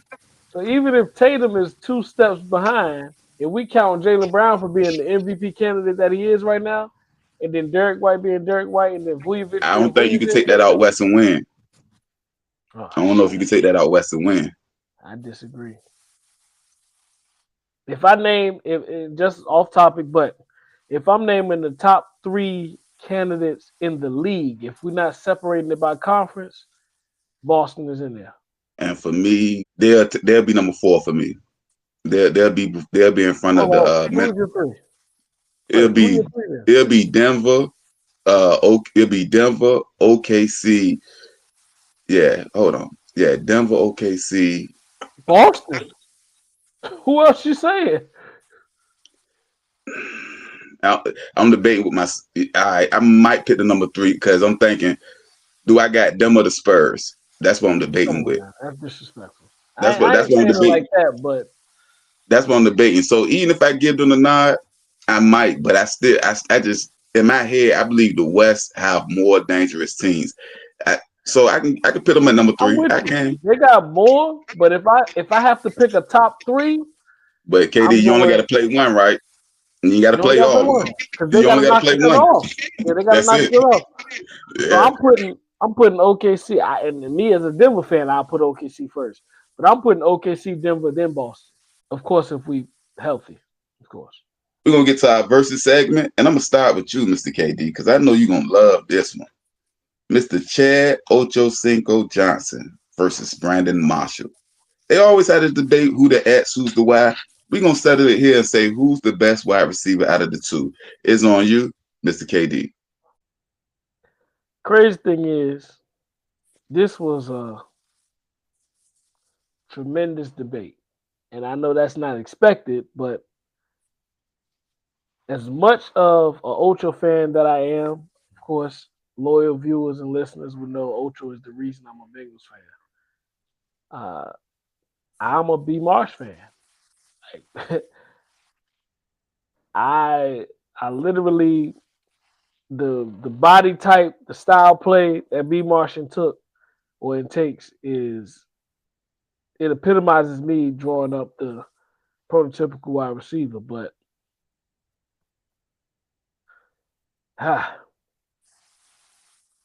it's a tough one for me. And I'm looking at both their stats, and that make it even tougher. But I have to also understand that B. Marsh was force-fed for a good period of years. Sadly, you had to be that guy, forced to be that guy. What was the question again, Auntie? The better receiver? Ocho versus Bree Marsh. I'm taking Better Ocho. receiver. You say what you want. We didn't say better career. We Well, said better receiver. I agree with that. I was like, y'all, you looking too deep into the question. Read the And I was question about to and say you can answer slice the how you want a question. better I'm receiver, about to say better career. How you want to do it?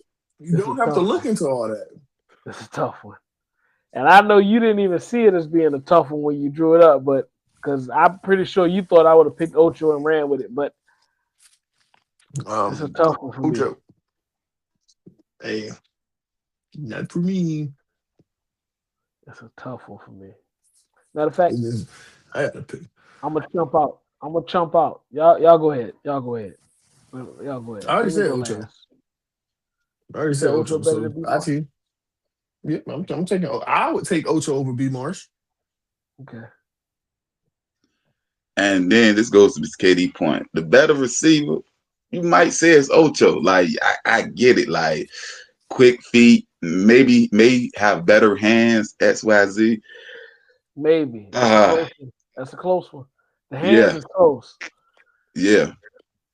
But I think I'm gonna go Ocho, and the separation factor is the separation factor. I believe Ocho can separate and get past more different type of DBs. Not to argue. I don't even know that because you can put your hands on Ocho and Mike can hold him up.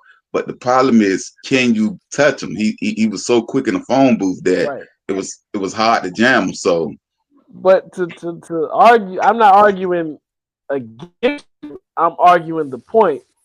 B Marsh, the separation was required more for Ocho. B Marsh didn't have to get that much separation because at the point of attack, even if you still right here, you late.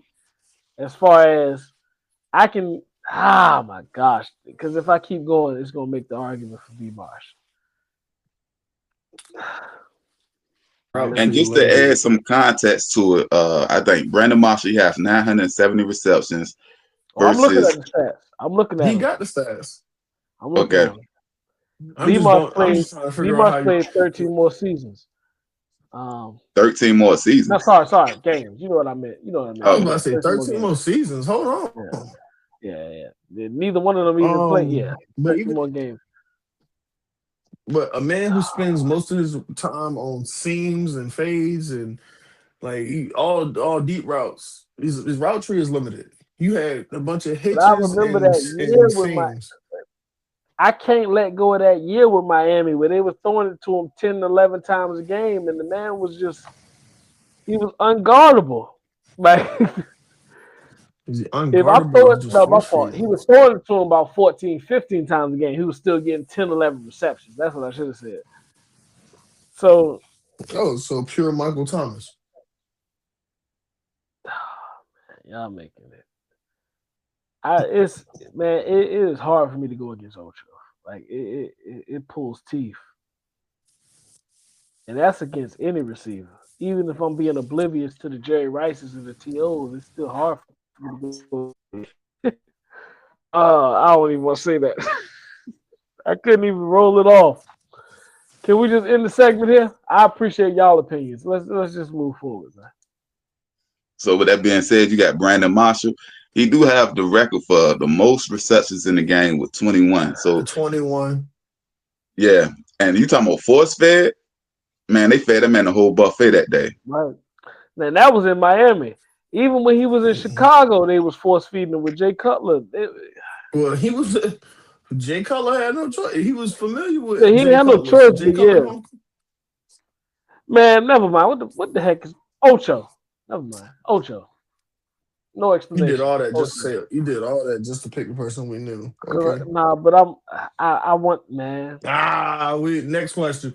Before I start reading this, let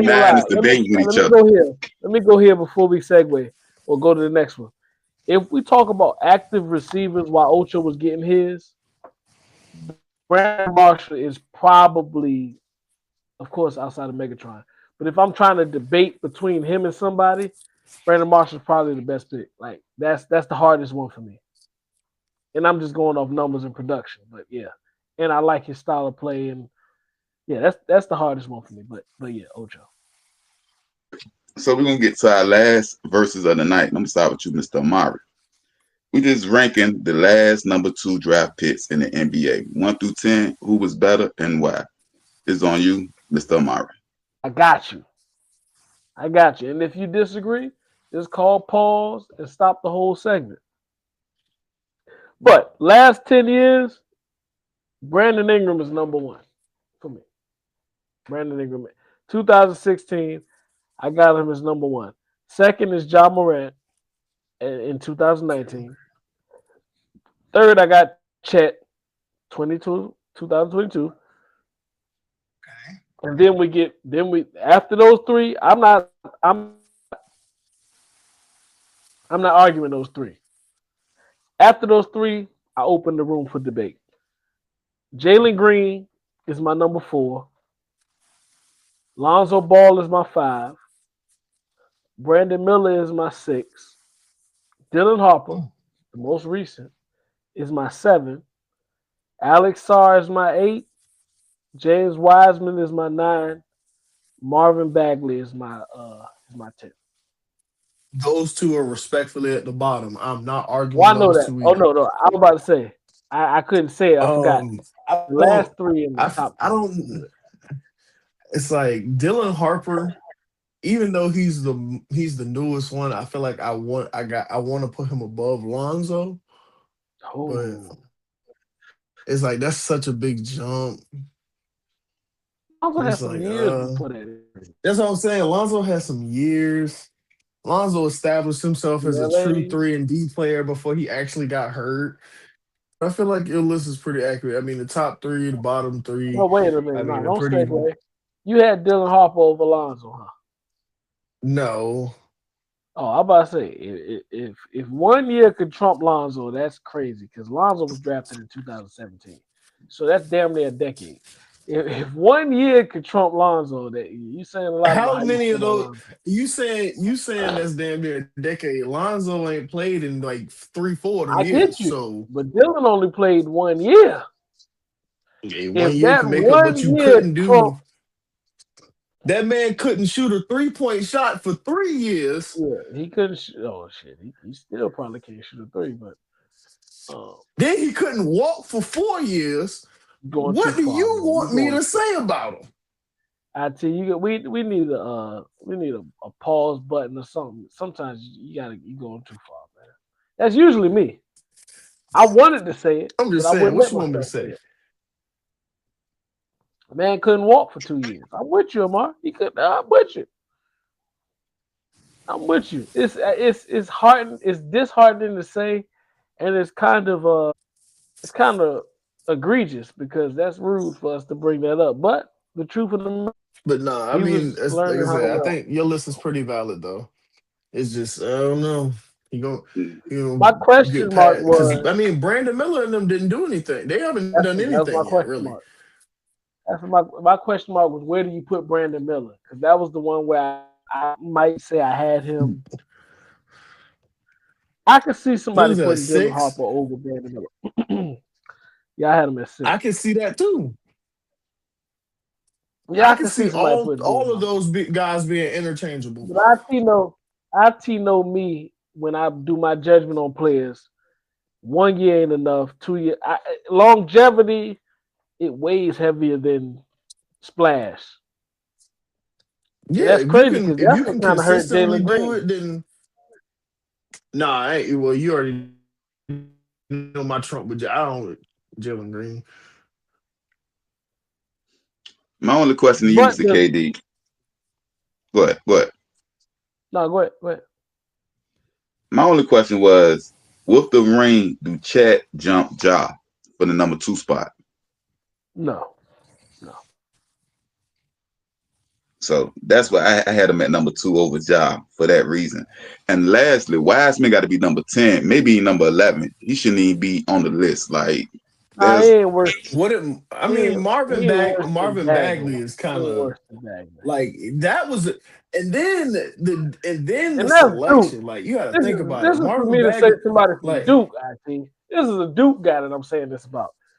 But yeah, I don't think Wiseman played a whole season. I don't think Wiseman played a whole season in his career combined. They sent him to the G League. they sent him to the G League ASAP before November. Like he had to go. Yeah, but I got Marvin Bagley too. And the crazy thing is, if we look at it, the bottom three is all big men, so to say, outside of Chet, of course, but Alex Sarr, Wiseman, and Bagley, they all big men. And this is the last one I got to ask you about. Miller and Jalen Green. I got Jalen Green over Brandon Miller right now. Yeah. Right now. But I want to hear your reasoning why. It might be just the fact that he is in Charlotte. Jalen Green has had more opportunities in Houston to play on competitive instances, if that makes sense. As far as Jalen Green, no, I'm not even going to say that. Jalen Green's guard play and his style of game is more of a highlight than Brandon Miller's is. Brandon Miller is a little more dependent than Jalen Green is if we talk about straight up talent. Jalen Green can go get his without nobody else around him. And Brandon Miller, I don't think, has that luxury. But while we've talked about this, I might have put Brandon Miller over Lonzo because that's the only person separating Jalen Green from Brandon Miller on my list. But while I've explained that, I might put Brandon Miller over Lonzo. And that's kind of where I was at. So I had Brandon Miller at 4, and then I had Jalen Green, then Lonzo. And Lonzo at number 6, I believe, is strictly due to injuries. Like he haven't played enough. And to Mr. Murray's point, the boy couldn't shoot in LA. Like he didn't learn how to shoot till he got to New Orleans. He didn't learn how to shoot till he lost his legs, man. If you want to be real. Like that's we about to get show over. Oh, that man. You was talking about me. See, when I said it's a straight face, I didn't even mean it by nothing. I was being real. Like he became a better shooter after he lost the athleticism. This was straight up. I mean, got to. Yeah, you got to get another skill set. Better projected career. That's why I was saying it with a straight face. Like I'm literally saying, like he became better at shooting when he couldn't do the other things in his game. So, and that's not a negative. That's just factual. It was an adjustment. Yeah. All right. It's crazy to me that Lonzo's not on the team right now, right? Nah, he's still a free agent. That's crazy to me. So, Mr. Murray, our sticky note segment of the night. No. What did he say? Who? We don't know if you're gonna walk next year. Man, he was walking this. Never mind. You right, Auntie. You should have let it count. You right. So, Mr. Murray, we're gonna get to our sticky note segment of the night with our bold prediction. Who do you have going as the number 2 draft pick in the NFL draft? It's on you, Mr. Murray. Well, last week, we did this. Arvell Reese. Exactly. Say nothing changed. So I say we ain't even get past everybody's pro day yet. If Sonny Styles happens to run another 4.46, he might come up with the number 2. No, he's staying. He gonna drop. As of right now, it's still Arvell Reese. Sonny gonna drop the 10. Don't worry about it. Sonny not dropping past 4. He gonna drop the 10. Second pick, David Bailey. I think David Bailey. Yeah, I think he's gonna pick up steam. I think that's gonna be y'all pick for real. I would not have a problem with that. I think Arvell Reese. He's Shamar Stewart 2.0. I disagree. He has a little more versatility as far as he can be a linebacker. But linebacker where? He can rush 3-4? from the linebacker position. Yeah, he's just a rusher still, but from the linebacker position. Yeah, stop. You saying Shamar linebacker? Stewart, He's just the edge rusher. Shamar Stewart, you got to put on the line. David Bailey. Yeah, he's a can coach on D that linebacker. tackle or 3-4 DN. Right. You talking about Bailey or Stewart? You talking about Stewart, right? What's Bailey? Yeah. He's an edge. Like he has to be an edge. 4-3 edge rusher. He can't rush from the 3-4 linebacker? edge rusher. Right. So he can rush from linebacker. 3-4 edge rusher. Yeah. Right. Okay. That's what I'm saying. Yeah, but say most of his reps in at Texas Tech, he's standing up anyway. Yeah. So I got, but I think Arvell Reese is gonna slide. I think the more time we get in between his season to the draft, people gonna realize he was a little bit of a beneficial of his environment. At some point, you got to evaluate him for what he will be next. And I don't know if it's going to translate as easily as I would say David Bailey does. I could see the Jets going running back too. At 2? Mr. Amara, I'm glad you brought that. I just got to ask you this, Mr. Amara. Do you think that what's the boy name? Love, can he be a number 2? Brees? After they just tagged Brees, they draft Jeremiah Love. Any possibility? No. I can see it. I don't see it at all. I'm gonna lean to Amar. He's probably right, but what I'll say is, I see it. The reason we tagged you is what? We tagged you for a reason. We ain't give you no full contract. We ain't give you no full contract. We tagged you. I feel like you missed the chance to tag and trade him when you let Kansas City get Kenneth Walker when you could have traded him there.